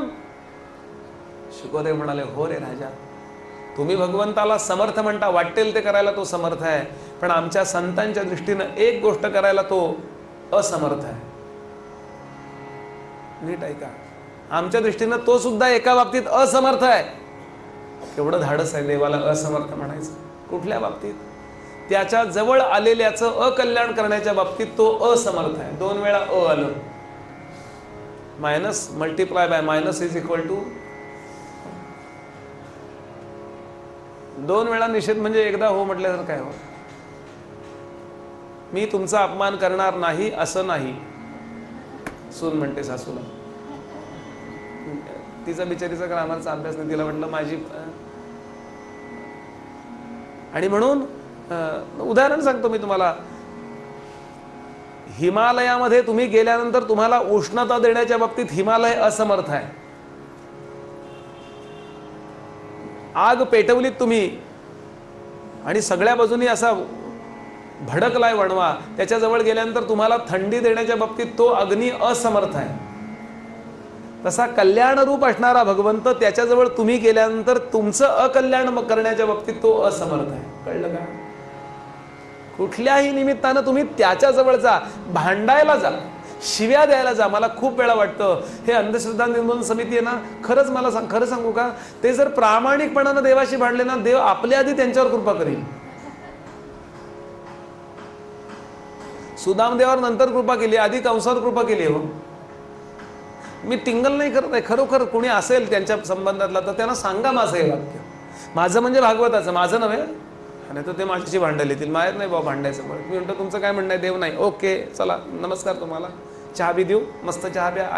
आल्याचा चहा, आल्याचा. तुम्ही गेलात मग मी गेल्याचा घेणार चहा. कालच मी तुम्हाला गाढव आणि वाघाची गोष्ट सांगितली. कुठल्याही वादात पडायचं नाही. याचं कारण असं, फार सुंदर वाक्य वाचलं मी, मूर्खांशी वाद घालू नये, नाही तर जगातल्या एका मूर्खात भर पडते. कळलं का? म्हणून मला पण अगदी प्रामाणिक भावनेनं मी सांगतो, श्लोकच आहे, यथा वैरानुबंधेन मर्त्यस्तन्मयतामियात न तथा भक्तियोगेन इतिमे निश्चितामती. शुकदेवांचं वाक्य आहे. म्हणून भगवंतानी तिचंही कल्याण केलं. आणि काय केलं?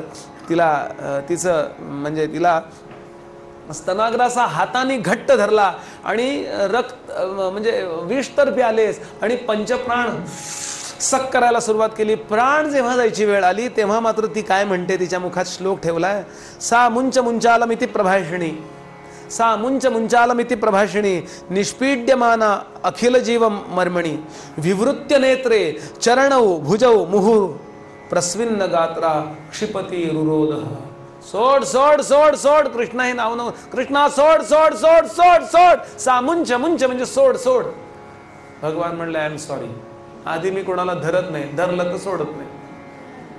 आधी परमार्थ आवडत नाही, पण एकदा आवडायला लागला ना की जगातली कुठली सिरियल कुठला सिनेमा आवडत नाही आवडतोय. सहसा नाही आवडत. आवडला तरी आपलं थोडा वेळ, आपलं ठीक आहे थोडा वेळ करतो ना परमार्थ. गोंदवलेकर महाराज म्हणायचे ना, मध्यम मार्गी लोक खूप असतात म्हणाले. म्हणले काय? काही नाही, थोडा वेळ परमार्थ करतात म्हणाले. एखादी पोळी, एखादी गोळी, एखादी माळ आणि झोप काढायची म्हणले. एखादी सिरियल, बस म्हणले, केली माळ. मध्यम मार्गी लोक म्हणले फार आवडतात. पण लक्षात घ्याल, भगवंत ज्याला घट्ट धरतो त्याचं काय करतो?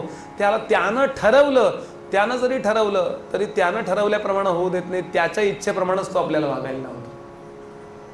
आपल्या कॉम्प्युटरचा ताबा त्यानं घेतला की पक्क समजायचं आपला कॉम्प्युटर त्याला आवडलाय. आपल्या बुद्धीचा ताबा भगवंतानी, तुम्हाला आवडेन असं बंद होतं बाकी सगळं, तुम्हाला भगवंतच आवडतो. आणि म्हणून सा मुंच मुंच आलं, सोड सोड. भगवान म्हणले आय एम सॉरी, नाही सोडणार आता मी. आणि धावत धावत ती बाहेर आली आणि मूळ रूपात प्रगट झाली. आणि किती तिच्या अंगाखाली शेकडो वृक्षांचं पीठ झालं असं वर्णन केलंय. म्हणजे वृक्षांचं इतके मोडले वृक्ष सगळे कडकड कडकड, आणि धाडकन कोसळली आणि मरून गेली. मरून गेली म्हणजे कन्फर्म तिकीट डायरेक्ट वैकुंठ. आता त्या दिवशी नेमका नंद बाबा तिथे नव्हता. तो कुठे गेला होता? तर तो दुधाचा सारा, शेतसारा तसा का दूध सारा भरायला मथुरेमध्ये गेला होता. आणि पुरुष माणसं कोणी नव्हती, गडी लोक होते, पण ते काही त्यांना अधिकार असा काही नसतो. आणि बेशुद्ध पडले लोक तिथले. भयंकर राक्षसीचं रूप पाहिलं, बेशुद्ध पडले. आणि भराभर जे पराक्रमी होते त्यांनी धोत्र नेसली होती, त्याचा पितांबर झाला. कसं तरी भानावर आले. यशोदा बेशुद्ध पडायची वेळ आली. आणि असं शिडी लावून म्हणले, गेले कुठं बाळ? एवढं छोटंसं बाळ 6 दिवसाचं कुठे जर खाली सापडलं असेल एवढ्या अजस्त्र देहाखाली तर काय होईल त्याचं? तर तिनं तर देह टाकून तिला मूर्छित पडायची वेळ आली. ते म्हणले, यशोदा इतक्यात मूर्छित पडू नको, ते बाळ जिवंत असेल ना, तू उगाच मूर्छित पडू नको, थांब जरा. आणि म्हणून तिला ते पोटाला शिडी लावली आणि वरती गेले. भगवान वरती होते बरं का, वरती पोटावरती होते. भगवंताला खाली घेतलं, असं आणलं आणि गोमूत्रेण स्नापयित्वा, गोमूत्राने आंघोळ घातली. थेंबर तरी गोमूत्र असं मध्ये मध्ये शिंपडून घ्यावं बरं का. ई बरं का, ई हा शब्द आपल्याला आवडतो की नाही? E banking, email, E network असतं ना, तसं ईश्वर. गोमूत्र हे भगवंताला 6व्या दिवशी आंघोळ घालायला वापरलंय. आणि लक्षात घ्या, गोमूत्र हे हायर अँटीबायोटिक आहे. आत्ता शोध लागला याचा. मग आमच्या ऋषींना कसं काय कळलं कोण असतो बा? त्यांना काही कळत नव्हतं आणि तरी कळलं नाही का? आत्ता आपण जे काही प्रयोग करतो त्यातनं आपल्याला कळतं आणि त्यांना कळत नव्हतं हे सिद्ध करतो की नाही? त्यांना कळत नव्हतं का कळत होतं? जाऊ देत चला. सगळं सगळं पडलं केदारनाथचं, पण मंदिर नाही पडलं. त्यावेळेच्या इंजिनियरना कळतच नव्हतं काही. आताच्याना कळतंय. पुन्हा बांधाय करता कसं पडेल असं बांधावं हे कळतंय. जुन्या लोकांना ते कळत नव्हतं. कशाला आपल्या पूर्वजांची थट्टा उडवता? गोमूत्र थोडं तरी घरात ठेवत चला. नुसतं घरात म्हणजे गोमूत्राचं पहिलं फल काय माहितीये? तिथे पिशाच्च येत नाही. गोमूत्र या विषयावरतीच एक प्रवचन करायला पाहिजे. मध्यंतरी मला ठाण्याला गाय या विषयावरती 3 दिवस गणेशोत्सव मंडळाने बोलवलं होतं. गाय हा विषय, फक्त गाय. म्हणजे मी काय अभ्यास केला हे नाही मला सांगायचं. तेव्हा मी सगळं लिटरेचर गोळा केलं भरा. त्यातलं 1% बोललोय तिथं, की गाय नुसती असेल, गाईला पिशाच्च आलेलं कळतं.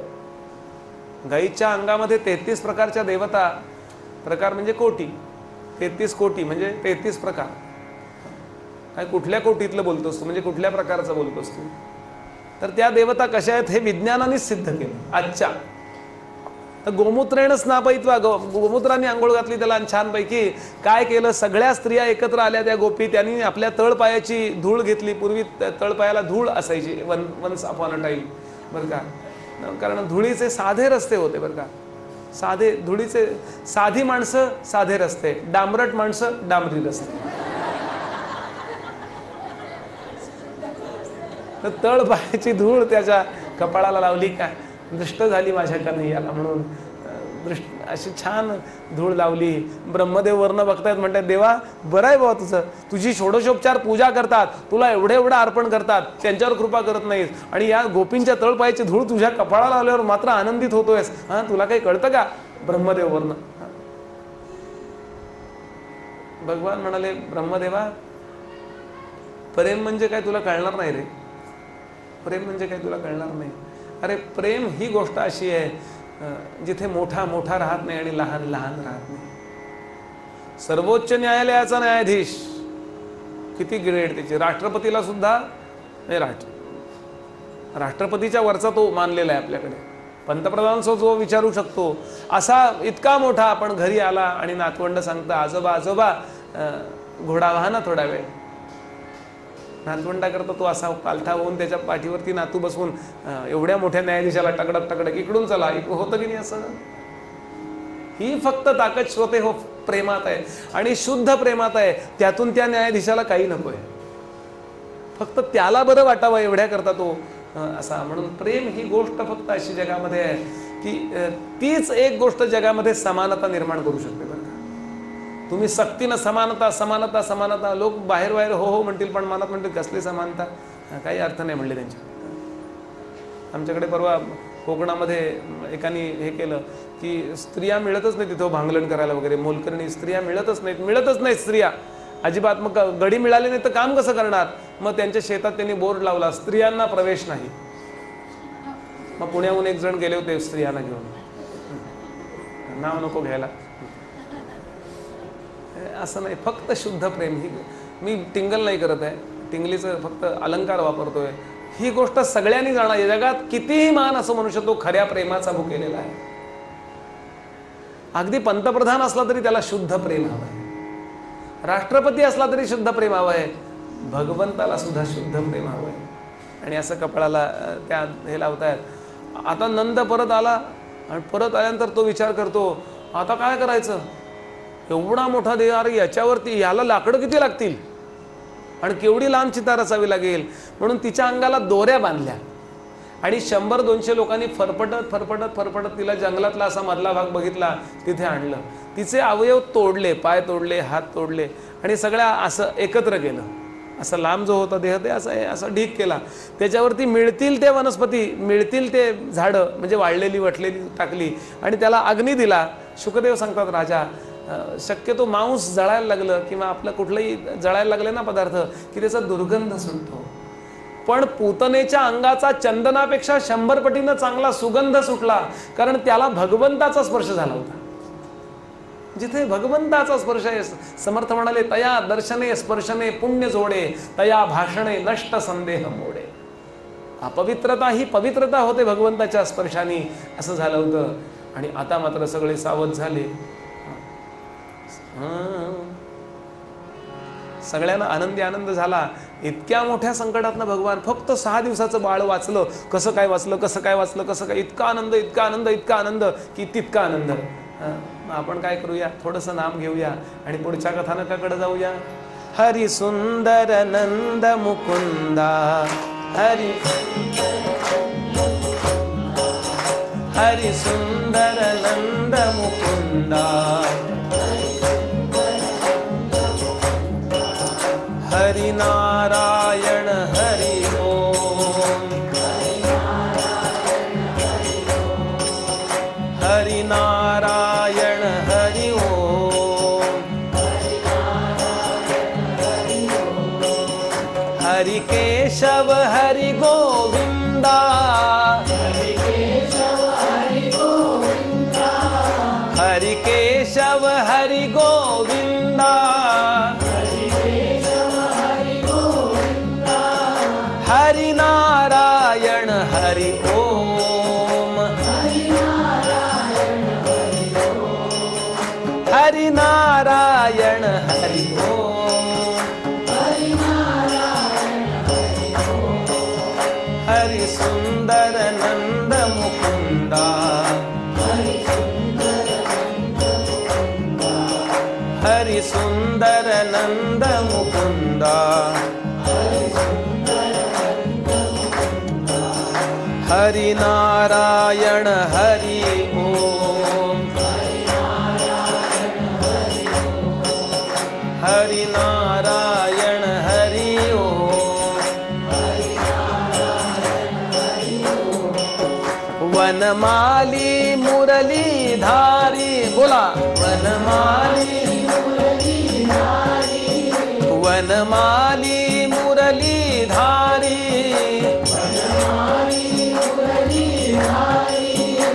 गोवर्धन गिरिवरधारी, गोवर्धन गिरिवरधारी, गोवर्धन नित नित कर माखन चोरी, नित नित कर माखन चोरी, नित हरि नारायण हरि ओम, हरि नारायण हरि ओम, हरि नारायण हरि ओम, हरि नारायण हरि ओम, हरि सुंदर नंद मुकुंदा, हरि सुंदर नंद मुकुंदा, हरि नारायण हरि ओम, हरि नारायण हरि ओम. ओम नमो भगवते, ओम नमो, ओम नमो भगवते.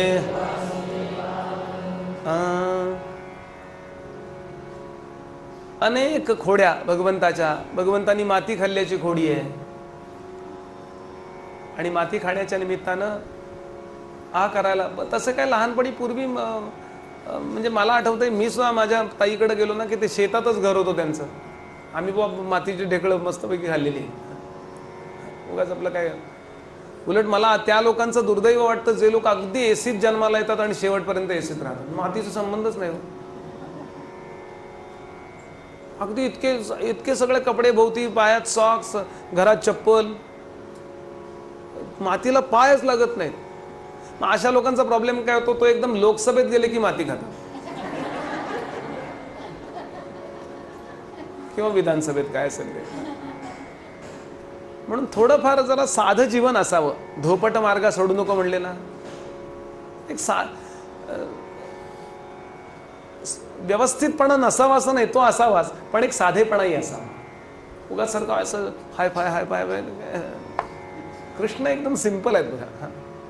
म्हटलं तर काय ग्रेट आहेत आणि म्हटलं तर अगदी माती पण खातात. असे भगवान 7-8 महिन्याचे झालेत आणि साधारणतः लहान बाळाला, अगदी लहान बाळ असताना एक पद्धत आहे आपल्याकडे, म्हणजे पूर्वी तर अशी पद्धत होती की पहाटे 3-3:30ला बाळाला उठवायचं. का? लहानपणापासून जर पहाटे उठायची सवय लागली तर पुढे मग त्रास होत नाही. 3-3:30 च्या दरम्यान उठायचंच. एक 20-25 वर्ष तरी असं केलं पाहिजे. 25 वर्षानंतर थोडंसं शिथिल सोडलंय, मग 50 नंतर थोडे दुपारी आडवं व्हायलाही परवानगी आहे बरं का, वयोमानाप्रमाणे. पण 3-3:30-4च्या दरम्यान बाळाला उठवायचं. त्याला झोपच येत असते पण तरी उठवायचं, छानपैकी गरम गरम पाण्याने छान नाहू माखू घालायचं, तेल भरपूर मॉलिश करायचं, गुटगुटीत झाली पाहिजेत बाळं. आणि मग त्याला भरपूर स्तन्य पाजायचं, आईनं आपलंच दूध पाजायचं आणि मग त्याला असा चक्का बांधतात असं बांधायचं आणि झोळीत झोपवायचं. किती? पहाटे 5 ते 7. ती जी झोप आहे ना, लक्षात घ्याल, आपण म्हणजे त्या असे जर छान गाढ झोपलो की शरीरात आपोआप सगळंच्या सगळं डेव्हलपमेंट सुरू होते. आपण जागे झालो की सगळं डिस्टर्ब करतो विचार करून करून करून. म्हणून प्रवचनाला येत चला मध्ये मध्ये, जाऊ दे डोक्यावरनं, काही हरकत नाही. अशी झोप फक्त प्रवचनात येते. ही विनोदाची उत्तर क्रिया झाली. जय जय. असा भगवंताला उठवलंय पहाटेच्या वेळेला, आणि भगवंताला मस्तपैकी आंघोळ घातली आहे. खसखसून आई स्वतः आंघोळ घालते बरं का, आणि खसखसून छानपैकी आंघोळ, तेल बिल लावून मस्त मॉलिश बिलिश करून मस्त आंघोळ घातली, स्तन्य पाजले आणि घट्ट बांधले पिल्लोला. त्याला काही जाडजूड व्हायला काही लागणार नव्हतं सोडा. आणि गुडगुडीत असा त्याला झोपवलाय, असा झोळीत पाळण्यात झोपवलाय असं बांधून, आणि उंच असा पाळणा. आणि ते एका मिनिटात भगवान झोपी गेले. आणि आता वाजले त्यावेळेला साधारण 4-4:30. आणि ती काय करते, ती आपल्या स्वयंपाकघरात गेली. स्वयंपाकघर म्हणजे दुधाच्या खोलीत गेली. स्वयंपाकघर वेगळं, दुधाची खोली वेगळी. किती मोठी दुधाची खोली होती, या हॉलच्या साधारण दुप्पट. आपली दुधाचं काही आठवू नका बरं का, काय आपलं काही आठवण्यासारखं नाही. मोठा डेरा किंवा रांजण, त्या रांजणात एक एक डेरा दह्याचा ओतायचा आणि ते बाजूला ठेवायचा मोकळा झालेला, कशाला? घासायला टाकायचा. आणि त्यामध्ये एवढी रवीचा माथा एवढा, माथला म्हणतात त्याला, एवढा, आणि रवीची दांडी एवढी, ती अशी रवी त्यात घालायची. त्या रवीला 2 असे वेढे दिलेले दोरीचे, पलीकडं गोविंद खांबाला असं असं ओढून ओढून त्यालाही घट्टे पडलेले, त्याच्यातून ती दोरी ओवलेली. आणि आता सुरुवात करायची, सा सा रे ग रे सा, राधे कृष्ण गोपाल कृष्ण, राधे कृष्ण, राधे कृष्ण गोपाल कृष्ण, राधे कृष्ण गोपाल कृष्ण. कल्पना करा, राधे कृष्ण गोपाल कृष्ण, राधे कृष्ण गोपाल कृष्ण, राधे कृष्ण गोपाल कृष्ण, राधे कृष्ण गोपाल कृष्ण, राधे कृष्ण गोपाल कृष्ण, राधे कृष्ण गोपाल कृष्ण, राधे कृष्ण गोपाल कृष्ण, राधे कृष्ण गोपाल कृष्ण, राधे कृष्ण, राधे कृष्ण गोपाल, राधे कृष्ण गोपाल कृष्ण, राधे कृष्ण, राधे कृष्ण. चालू दे. लोणी वरती आलाय, ते लोणी दुसऱ्या डेऱ्यात ठेवलं, ते जे ताक आहे ते ओतून टाकलं, दुसरा दह्याचा माठ त्यामध्ये, पुन्हा सुरुवात.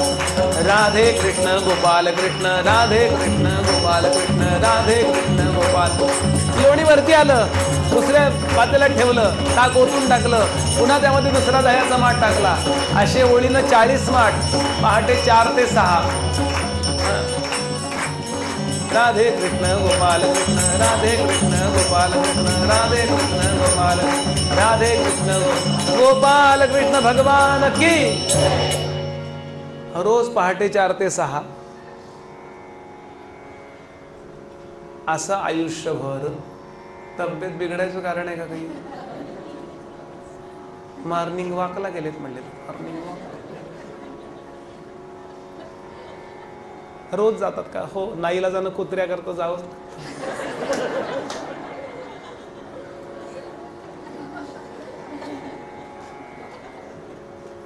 टिंगल करत नाहीये. माणसापेक्षा कुत्रेच प्रेम करतात, याच्यावर माझाही विश्वास आहे बरं का. पण काय पूर्वजांची दिनचर्या होती. कशाला कंबर दुखती हो. असं जो रोज करतो, काय त्याला झिरो फिगर करता आणि काय आहे ना ते इथून बोलता येत नाही, त्याच्याकरता काही वेगळं करायला पाहिजे का. तब्येत मेंटेन करायला वेगळं काही करायला नको. आता म्हणले आमचे गुरुजी सांगतो, वाटण्या गोटण्यापासून सगळं मिक्सर ग्राइंडरवर गेले, त्यामुळे घरात एक औषध आणावं लागतं.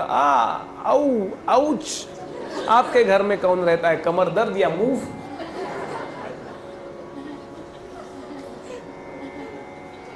कितीही तुम्ही घरंदाज असा, श्रीमंत असा, तुमचं तुम्हीच दही घुसळलं पाहिजे. नोकरांवर नाही टाकायचं. श्रीमंती हे आळसाचं रक्षण करणारं नसावं श्रीमंती. आणि असं पहाटेच्या वेळेला काम चालू आहे असं रोज. पण एक दिवस भगवान असेच निजलेत आणि पहाटे 5ला जागे झाले, अजून तास दीड तासाचं काम शिल्लक आहे. हाक मारली, आई. अरे कृष्णा झोप थोडा वेळ, अजून बरेच डेरे शिल्लक आहे. लोणी, झोप थोडा वेळ. झोप म्हणल्यावर झोपायला काय आपली बाळ आहेत का. उठ म्हटलं तरी उठत नाही, अजून पांघरून घेऊन ओढून झोपतात. आपण पांघरून हे धगट सगळी ताकद, ही ताकद बाकी कधी लावणार नाहीत, पण त्यावेळेला पांघरून ओढायला लावतात. भगवान म्हणले, आई मला घे. कृष्णा, अरे इथं काम राहिले, झोप थोडा वेळ. नाही. कृष्णा थोडा वेळ आले, तेवढ्यात एक डेरा थोडस घुसळायला सुरुवात केली. लोणी वरती यायला लागलं. भगवान रडायला लागले, आई घे घे. थांबले नाहीत. भगवंतांनी उपरणं बांधलं होतं, त्याची गाठ सोडली. एकच उत्तरीय बांधलं होतं, त्याची गाठ सोडली. आता अंगावर एकही कपडा नाही. पायात पैंजण चांदीचे आणि कमरेला चांदीची मेखला छल छल छल छल वाजणारी. आणि पाळण्यातनं दणकनवरून उडी मारली एवढ्यावरून. म्हणजे बुवा मग पाय फ्रॅक्चर बिक्चर.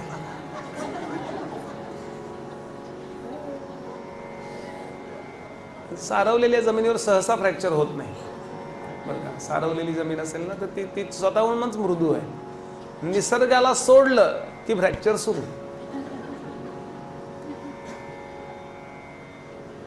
दणकनवरून उडी मारली होते. कृष्ण भगवान आहेत की आमचे पोरं नव्हे. हातापायाच्या गाड्या, पोटाचा नगारा, खाली काय होतंय कळत नाही. हे असे गुडगुडीत म्हणून दणकन उडी मारली आणि निघाले हो. अंगावर एकही कपडा नाही. लवधवधी विक्राळा, ब्रह्मांडी माळा, विषय कंठगाळा, त्रिनेत्री ज्वाळा. दिशा हेच अंबर दिगंबर. 7-8 महिन्याचं पिल्लू भरभर भरभर भरभर निघालं. अजून चालता येत नाही. बदकनमध्येच पडतायत, मध्ये सुटतायत. पहाटे 5ची वेळ. आले दुधाच्या खोलीत आले. आई जवळ आले. अरे कृष्णा काय रे, कशाला आलास इथे. असं म्हणत म्हणत कशाला आलास. जरा वैतागलीच होती यशोदा, पण पटकन गेले. एका हातानं रवी धरली, एका हातानं आईचा हात धरला. शुकदेवानी वर्णन केलंय, डाळिंबी रंगाचं पातळ नेसली होती. दोन्ही खांद्यावरून असा भरून पदर बरं का. आज सकाळी माझ्या मित्रांनी मला व्हॉट्सॲपवर एक मेसेज पाठवला. तो म्हणला, उन्हाचं काही असो, उन्हाळ्याला तुम्ही नावं ठेवा, किती ठेवा, पण काही असो म्हणला, दोन्ही खांद्यावरनं पदर घ्यायला लागले की नाही खूप लोक म्हणला. उन्हामुळं का होईना दोन्ही खांद्यावरनं पदर घेतलाय. डोक्याला मालतीचा गजरा होता आणि राधे कृष्ण गोपाल कृष्ण असं म्हणत म्हणत दही घुसळता घुसळता त्याचं एक फूल टप टप टप टप असं पडत होतं म्हणाला. शुकदेव म्हणाले, इतकं सुंदर वर्णन शुकदेव करतात. आणि इतक्यात भगवान गेले. एका हातानं आईचा हात धरला, एका हातानं रवी धरली आणि आईकडं असं काही पाहिलं. आई घे ना ग. मग रागावताही येत नाही त्याच्यावर. काही काही मुलांना इतकी नटखट असतात ना, चिडचिड केली तरी त्यांच्यावर रागावता येत नाही.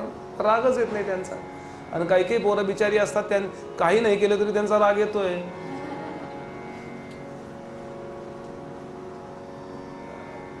यशोदा सांगते, सोड रे हात. सोडी सोडी हात ना, सोडी सोडी हात ना, सोडी सोडी हात ना, सोडी सोडी हात ना.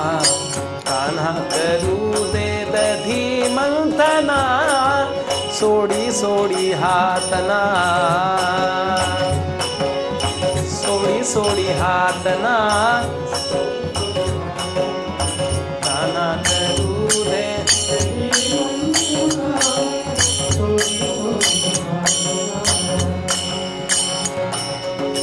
थंड्या थंड्या वेळेला ताक घुसळायच, थंड्या थंड्या थंड्या वेळेला ताक घुसळायच, चंद्रावानी गोळे येतील लोणियाचे, चंद्रावानी गोळे येतील लोणियाचे, रीती ही सांगती गोप अंगना, रीती ही सांगती गोप अंगना, सोडी सोडी सोडी सोडी सोडी सोडी हात ना, सोडी सोडी हात ना, काना करू दे धीमंतना, सोडी सोडी हात ना. सोड रे कानोबा. हे बघ मी तुला लोणी दे. लोणी, आता लोणी थोडं वरती आलं होतं, लोणी असं उचललं, एक गोळा घेतला, असा चाटवला. कोणाला एक चव असते, शिळं नसेल दूध, महिन्याभराचं साईचं नसेल तर, ताजं दूध, छान तापवलेलं, छान दही लागलेलं, घट्ट दही, आणि मग ते दही योग, आणि ते पहाटे जर त्यात सुद्धा रवी कुठल्या लाकडाची असावी, सगळ्याला शास्त्र आहे. नुसतं काहीतरी काहीतरी नाही, ती रवी सुद्धा कुठल्या लाकडाची असावी हे सांगितलं आपल्या आयुर्वेदाने. आणि किती वेळा, एकदा ते दह्यामध्ये तुम्ही रवी घातलीत ना की 100 वेळा असं करा, पाणी न घालता. पाणी घालायचं नाही, पाणी घालणे ताकात, तूप गरम करून वाढणे. कोकणस्थ वगैरे काही म्हणत नाही मी, तुम्ही माझ्याकडे असं बघू नका, असं नाही. ते 100 वेळा तुम्ही असं असं असं करा. असं ताक हे पिठाळ झालं पाहिजे आणि तूप मात्र रवाळ झालं पाहिजे. आमचं उलटे होते हो, तूप पिठाळ आणि ताक रवाळ, प्रत्येक कण वेगळा. म्हणून 100 वेळा असं असं असं करायचं, आणि मग पाणी घालून पुन्हा 100 वेळा, म्हणजे 200 ते 300 वेळा तुम्ही ते घुसळा. आणि म्हणजे एवढ्या ताकाबद्दल बोलतोय मी सरण, एवढं एक 4-5 लोकांकडून हे करून मी तुम्हाला सांगतो. नुसतं मी बोलत नाही, गडावरती मी दही घुसळायचं काम केलेलं आहे. आणि मग लोणी जे वरती येतं ना, ते लोणी इतकं छान लागतं. आणि मग ते लोणी घेतलं आणि त्याला चाटवलं. भगवान खाऊ लागले, खाताना असं व्यवस्थित असं करत खावं. आता अगदी काही ना, हल्ली माणसं इतकं लोकांना घाबरतात, आणि आवाज करायला लागलं की लोकांना वाटतं काय आवाज काय करताय. आणि आपण लहान मुलांना ओरडतो, आवाज काय करतोयस. पण लक्षात घ्या, नवीन शास्त्राप्रमाणे, आता ॲलोपॅथी प्रमाणे, थोडाफार तोंडाचा आवाज होऊ द्या, त्यांनी लाळ सुटते आणि अन्न पचतं. मग आपले पूर्वज भुरके मारत होते काय, वेडे होते काय, भुरका मारायची की नाही. ताकाचा भुरका, कढीचा भुरका, हाताला म्हणले लवकर उरका. भुरका मारायला वाटीत हात घातला, वाटीच हातावर वर आली. परवा आपले पूर्वज खूप, पुन्हा मी तिथेच येतोय, आई अजून दे अजून दे. आता आईला वाटलं हा हट्ट सोडतोय बरं का, म्हणून त्याला दोन्ही हातात 2 गोळे दिले, दोन्ही हातामध्ये 2 गोळे दिले. थोडक्यात खाऊची लाच दिली. दासगणू महाराज सांगायचे, लहान मुलं जेव्हा खाऊची लाच दिल्यानंतर हट्ट सोडतात, लहान मुलं जेव्हा खाऊची लाच दिल्यानंतर हट्ट सोडतात, तेव्हा ती पुढे लाचखाऊ अधिकारी होतात. तिथे लगेच वामन पंडित पोचले, आणि वामन पंडितांनी ती जेव्हा भरवत होती तेव्हा फोटो काढला लगेच. काय केलं म्हणे यशोदेनं, काय म्हणते यशोदा, बाई मी उगवताच रविला. वामन पंडित तेच तेच बोलतात बरं का, म्हणजे श्लेष अनुप्रास एकत्र, यमक्या वामन म्हणतात ना, तेच बोलतात. उदाहरण ऐका, स्वर मूळ स्वरातच बोलूया म्हणजे ते खणखणीत होतो जरा. पाऊल, पाऊल म्हणजे काय, पावली म्हणजे काय, पावली म्हणजे पैसा. आता या गोष्टीवरती ना वामन पंडितांनी काय मजा केली आहे का, गाठी जयाच्या, गाठी म्हणजे पूर्वी गाठीला असायचा, आता खिशात. पूर्वी काही गाठीला आहे ना धन म्हणायचं ना, गाठीला म्हणजे जवळ.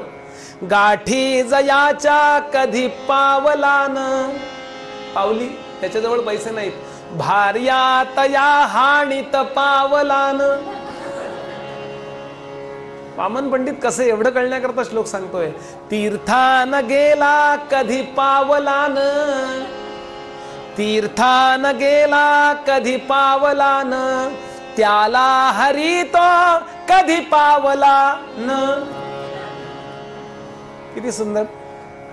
पटदिशी कळण्याकरता वामन पंडित असे आहे. संतोष संतोष विष्णूस एकादशीत.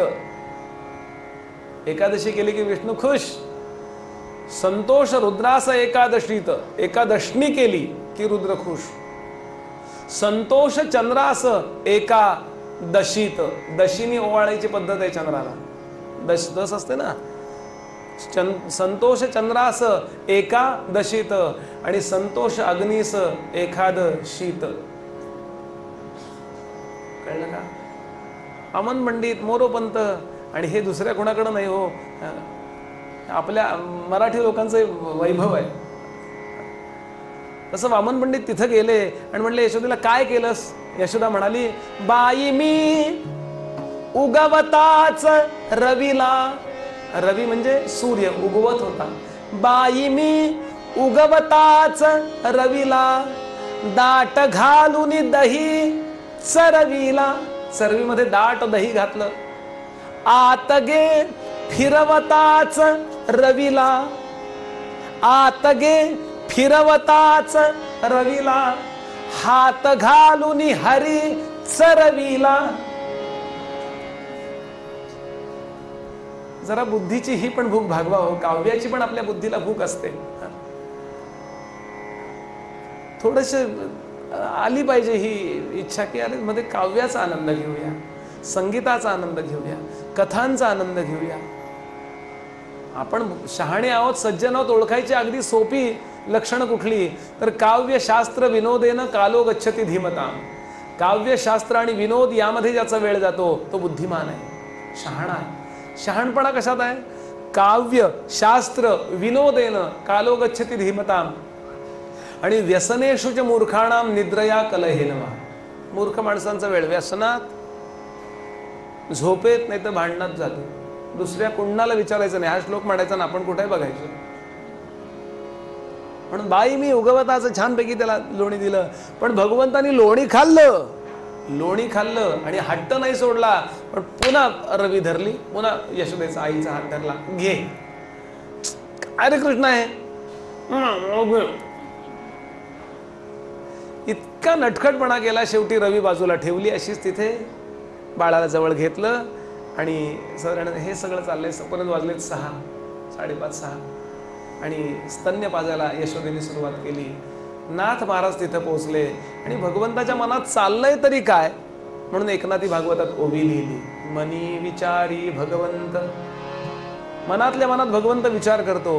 मनी विचारी भगवंत, मातेचे मजवरी चित्त, किंवा गुंतले प्रपंचात, म्हणोनी अग्नीसी पेटविले.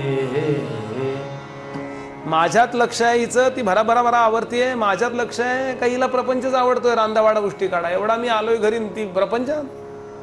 म्हणून सगळ्या अग्नीला ते 40-50 मगाशी सांगितली पातेली ठेवली, त्याच्या सगळ्या खालच्या अग्नीला आज्ञा दिली, बडे हो जाओ, बडे हो जाओ, बडे हो जाओ, बडे हो जाओ. अग्नी म्हणला देवा त्या ध्रुव प्रकरणात, प्रल्हाद प्रकरणात तुम्ही मला छोटे हो जाओ म्हणले, आता बडे हो जाओ. फिक्स काहीच नाही तुमचं. एक मुलगा म्हणला बाई काहीतरी शिकवतात म्हणला, अजिबात मी जाणार नाही शाळेत. काल त्यांनी 2 दुनी 4, 2 गुणिले 2 4 शिकवलं, आज 2 अधिक 2 4 शिकवलं. काही फिक्स नाहीये, जाणारच नाही म्हणला मी शाळेत. फिक्स काहीच नाही. अग्नीला सांगितलं मोठे, अग्नी म्हणला तुम्ही फिक्स काहीच सांगा. ते त्यावेळेला लोट छोटे. भगवान म्हणले साहेब तू आहे का मी आहे? कारण काही वेळेला शिपाई डोक्यावर बसतात. अग्नी म्हणला नाही तुमचे साहेब, तुम्हीच साहेब, नाही तर गिळून टाकीन म्हणले मी तुला. आणि भगवंतांनी गिळलंय बरं का. पुढे अध्याय अग्नी प्राशन असा अध्याय. आणि सगळ्या पातेल्यांच्या खालचा अग्नी मोठा झाला, मोठा झाला, मोठा झाला. मोठा झाल्याबरोबर सगळे दूध ओतू जायला लागलं आणि साय सगळी सांडायला लागली. यशोदा धावली. साईवर किती प्रेम असतं. जास्त बोलायचं काही कारण आहे का? जर का जेवायला बसले यजमान, साथीदार, बुवा आणि घरातल्या यजमानिनीवर वेळ आली की भरा भरा भरा वाढायचं. अहो म्हटलं ताई दही जरा आंबट आहे, दूध वाढा दूध वाढा. तर ते ज्याच्यामध्ये गरम केलंय ना ते वरती साय धरलेलं पातेलं घेतात का कधी? दुसऱ्या पातेल्यात ओतून घेतलं जातं की नाही. आणि चुकून गडबडच झाली, नाहीच सापडलं दुसरं भांडण, आणायलाच लागलं तर थुंकी पडली तरी चालेल पण साय पडता कामा नये. साय ओतू जाताना पाहिल्याबरोबर भगवंताला पटकन खाली ठेवलं, पदर सारखा केला आणि धावली आणि भराभरा तिथली लाकडं मागं करायला लागली. अहो शेवटी, आणि विशेष म्हणजे मी अपमान करत नाही बरं, स्त्रिया काही स्वतः करता नाही, त्याचं दही करायचं असतं, त्याचं तूप करायचं असतं आणि ते मुलाला नवऱ्याला वाढायचं असतं म्हणून बरं, स्वतः करता नाही त्यात दैवतचं प्रेम.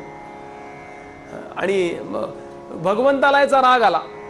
भगवान उभे राहिले आणि धावले. काय करावं काय करावं काय करावं म्हणून तिची रवी होती, ती रवी काढली, त्या दोरीतनं सोडवली आणि रवी काढून ती रवी गरगर गरगर उचलत नव्हती तरी अशी गरगर गरगर फिरवली आणि तिथं भरलेले सगळे ताकाचे हांडे होते ना, माठ, ते फोडून टाकले. फाट फाट फाट फाट फाट फाट फोडत गेले. हो, सगळ्या घरभर ताक, लोण्याचे माठ फोडले, त्याच्यावरती लोणी तरंगायला लागलं. असं संपूर्ण घरभर. विचार करा काय झालं असेल. ही ते सारखं करेपर्यंत सगळ्या घरभर ताक, त्याच्यामध्ये लोणी. भगवान पचा पचा पचा त्यात नाचायला लागले, लोण्याचे गोळे उचलायला लागले आणि खिडकीतनं बाहेर फेकायला लागले. बाहेर काही वानरं बसली होती, ती वानरं लोण्याचे गोळे झेलत होती खात होती, झेलत होती खात होती. नामदेव महाराजांना विचारलं असं का करत होते? याचं कारण म्हणे गेल्या जन्मी रामावतारामध्ये झाडपाला खाऊन भगवंताचं कार्य केलं होतं. भगवान त्यांचा हिशोब चुकता करत होते. भगवान फुकट कुणाचं काही घेत नाही. तुम्ही त्याच्याकरता एवढंसं करा तो तुम्हाला भरपूर काही देत असतो. कायम लक्षात ठेवा. सांगण्याचा मुद्दा असा, काय राग आला असेल यशोदेला. हा रविधर कृष्णाचा फोटो काढला आणि तो खूप व्हायरल झाला. आज त्याचं मुख्य ठिकाणी उडुपीला आहे. रविधर आहे कृष्ण बरं का. चक्रधर, मुरलीधर माहिती आहे, पण तिथला कृष्ण आहे तो रविधर. असाच काळी मूर्ती आहे बरं का देवाची. आणि मी त्याच्यासमोर भागवत करून आलोय, हे मला सगळ्यात महत्त्वाचं सांगायचं आहे. आपली जाहिरात करावी तेवढ्यात. असं सांगण्याचा मुद्दा असा नटखडीत काय मला कुठं कुठं बोलवून काहीतरी बोलायला लावतो म्हणजे बोलवतो तोच. रवी तिथं पद्धत आहे, उडुपीहून एक रवी आणावी आणि आपल्या स्वयंपाकघरात ठेवावी. कधी काही कमी पडत नाही.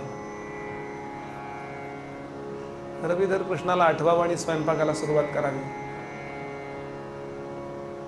अहो दही दूध ताक लोणी हे काही संदर्भ आला की कृष्ण आठवावा असो.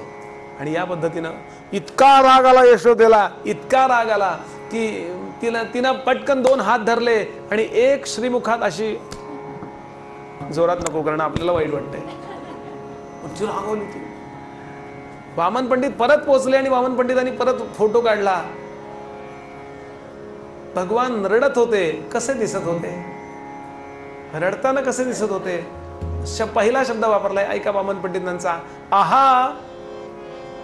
कसे रडत होते? आहा म्हणजे आहा म्हणजे आहा, एवढंच. आहा लोचनी पूरवाहे जळाचा, मुखी माखला रंग तो काजळाचा. पहाटे झोपवताना काजळ लावून झोपवलं होतं ना, असं करून सगळं काजळ गालावर आलं होतं. काही फार फरक नव्हता कळत, पण मुखी माखला रंग तो काजळाचा, चा मुखा उपरी नाचवी आड पाणी. पाणी म्हणजे हात. चेहऱ्यासमोर नको गो मारू आई, नको गो मारू. मुखा उपरी नाचवी आड पाणी, असा ते धवा देखिला चक्रपाणी. गोपाल कृष्ण भगवान की. फार तुझे लाड झालेत, फार तू माजलायस, तुला चांगला दडपून ठेवला पाहिजे. आणि म्हणून फरफटत बाहेर आणला आणि बाहेर तांदूळ कांडायचं उखळ होतं, त्या उखळाला बांधायला दोरी घेतली आणि बांधायला 2 वेढे घेतले आणि बांधायला लागली. वर्णन केलं की 2 बोटं दोरी कमी पडली. दुसरी दोरी त्याला पटकन अटॅच केली, परत 2 बोटं. भगवंताला जेव्हा आपण बांधायला जातो ना, तेव्हा अहंता आणि ममता आपली शिल्लक राहते, म्हणून त्याला आपण बांधू शकत नाही. शेवटी भगवंताने विचार केला, 6:30 झाले, सरबत खाली तयार आहे. मी किती वेळ काढू. म्हणून भगवंतानी तिच्यावर कृपा केली. मोरोपंत म्हणाले, मोठेपण टाकून तो घे उखळासी अनंत बांधोनी. तिच्यावर कृपा म्हणून बांधून घेतलं, बांधले गेले. मातृकर आरक्त झाला, दामा समवेत दाम बांधोनी. रामा रामा रामा हरे हरे रामा रामा रामा रामा सीतापते रामा रामा रामा रामा रघुत्तमा रामा रामा. डोंगरे महाराज सांगायचे, ज्ञानी भगवंताला ओळखू शकतो, पण भक्त भगवंताला बांधू शकतो. ताकद फक्त भक्तामध्ये आहे. आणि आनंदी आनंद झाला. कोणाला? यशोदेला आनंद झालाय का? रागावली ती. आता बघते तुला कोण सोडवतंय. ताक सगळं वाया घालवलं, लोणी सगळं वाया घालवलं, फार तुझे लाड झालेत. कोणी येते घेतोय, कोणी येते घेतोय, चाललंय आपलं तुझं. संतापली, थै थै थै थै थै. भगवंताला इतकं आवडतं, किती छान रागवले. रागाव. मी तुम्हाला प्रश्न विचारू का? घरातल्या देवाशी कधी भांडता का हो तुम्ही? एकटे असताना केव्हा तरी तुम्हाला आवडणाऱ्या फोटो समोर उभे राहा. फोटो समजू नका त्याला, तो भगवंत आहे असं समजा. तुमच्या समरण्यावरती तो नाहीये हे समजा, बरं का? तो सगळीकडे आहे तर फोटोत नाही का? तो सगळीकडे आहे तर मूर्तीत नाही का? त्याच्यासमोर आणि त्याला शिव्या देऊन भांडा करा त्याच्याशी. कडकड कडकड कडकड भांडा. मी खरं सांगतो तुम्हाला, यापूर्वी न अनुभवलेलं प्रेम तुम्ही अनुभवा. कधी त्याला जवळ घ्यावा, आपल्या नातवंडाला जवळ घ्यावा, आपल्या लहान बाळाला जवळ घ्यावं, गोड पप्पी घ्यावी. 10 वेळा वाटतं की नाही? तशी पूजा करताना कृष्णाची कधी पप्पी घेतली का तुम्ही? कधी त्याला जवळ कुरवाळलाय का? आपण पूजा करून टाकतो आणि टीव्ही मात्र आरामशीर बघत बसतो. अरे टीव्हीवरचं ते खोटं बघताना आपण खरं रडतो आणि खऱ्या देवाकरता आपले खोटे सुद्धा अश्रू येत नाहीत. भगवंताला हे रागावणं फार आवडतं. म्हणून तर भगवंतानी तिला ओळखू दिलं नाही मी भगवंत आहे. भगवंताच्या 3 प्रकारच्या माया आहेत. एक स्वजन मोहिनी माया, विमुखजन मोहिनी माया आणि स्वमोहिनी माया.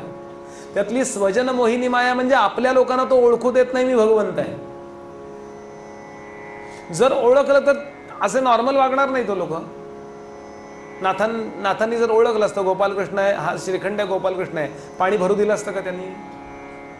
चालेल कृष्ण पाणी भर, एवढे 2 बादल्या. कधी करू का असं आपण देवाला? आणि देवाला हे नॉर्मल आवडतं, लक्षात घ्या. देवाला फॉर्मल आवडत नाही,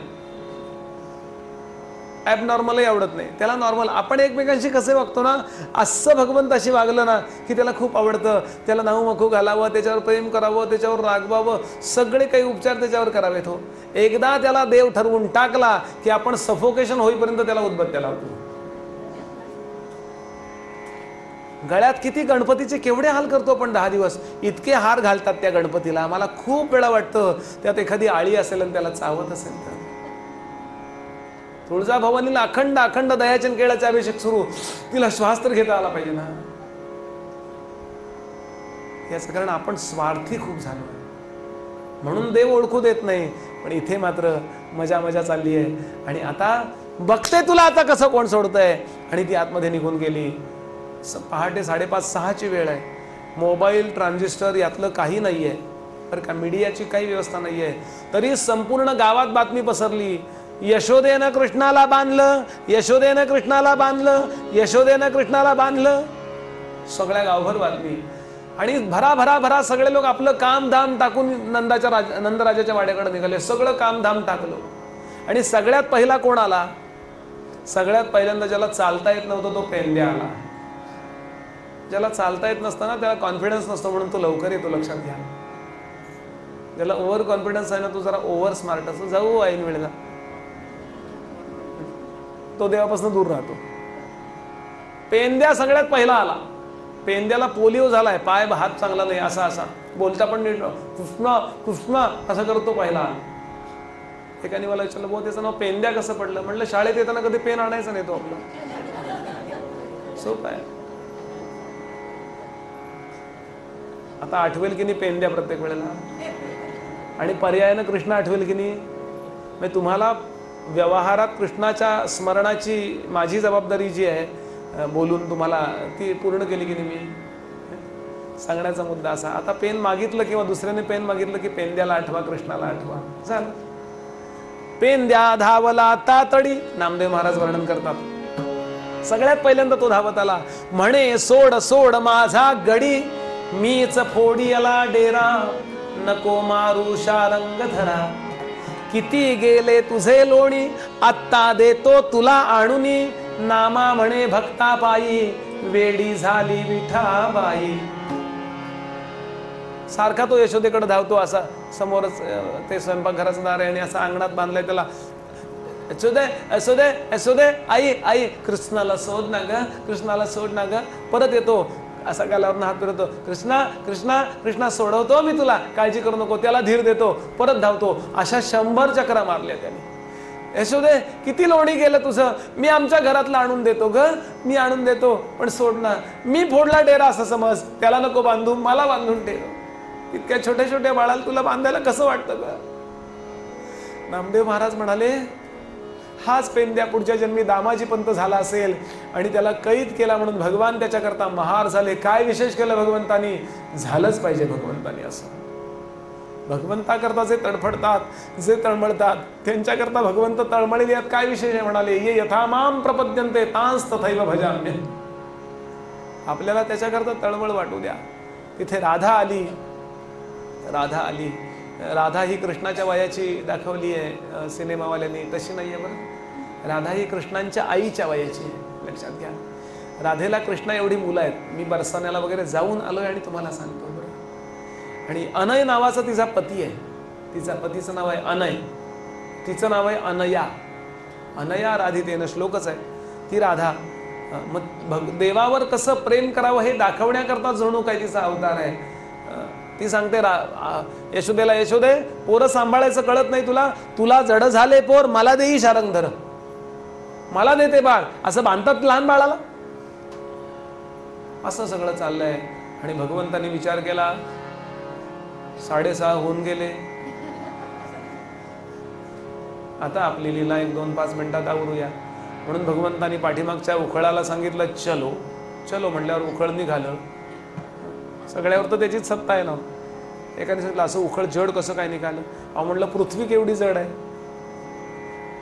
पृथ्वी केवढी जड आहे.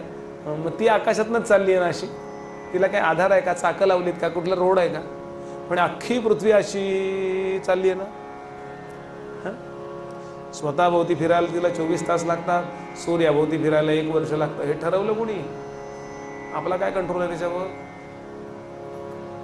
कुठलाही विचार करायला जा, अहंकार दूरच पडतो. आणि भगवंतांनी उखळ काढलं आणि असं आडवं पडलं. आता ती दोरी लहान झाली, ते असं असतं उखळ, असं वर बांधलं होतं, ते अशा दोऱ्या झाल्या सगळ्या, असं असतं उखळ असं. आणि त्यामुळे दोऱ्या सैल झाल्या. आता भगवान निघाले, गाडा गाडा गाडा गाडा गाडा, ते मागणं मागणं यायला लागलं. विचार करा, आता याच्या गाडा म्हणजे आडाण्याचा आला गाडा, वाटेवरच्या विहिरी काढा. वाटेत विहिरी कोणी ठेवल्यात? म्हणाले, जलमुक्त शिवार योजना मान्य आहे मला. जलयुक्त, जलमुक्त नाही. आणि कुठे गेले भगवान? दारामध्ये 2 वृक्ष होते मोठे जाड असे, यमला अर्जुनाचे. अर्जुनाचा असतो ना, अर्जुन साल, हे हार्टला चांगलं आहे बघा. अर्जुन अरिष्ट घेतो की नाही आपण? ते अर्जुनावर आलेला अरिष्ट नव्हे, अरिष्ट म्हणजे काढा बरं का, एका विशिष्ट प्रकारे केलेला. आणि ते अर्जुनाचे 2, यमला अर्जुनाचे 2 वृक्ष होते आणि त्याच्यामध्ये छोटी जागा होती. भगवान तिथे मध्ये गेले. पेंद्या म्हणाला, कृष्णा अरे तू त्यातनं जाऊ शकणार नाहीस.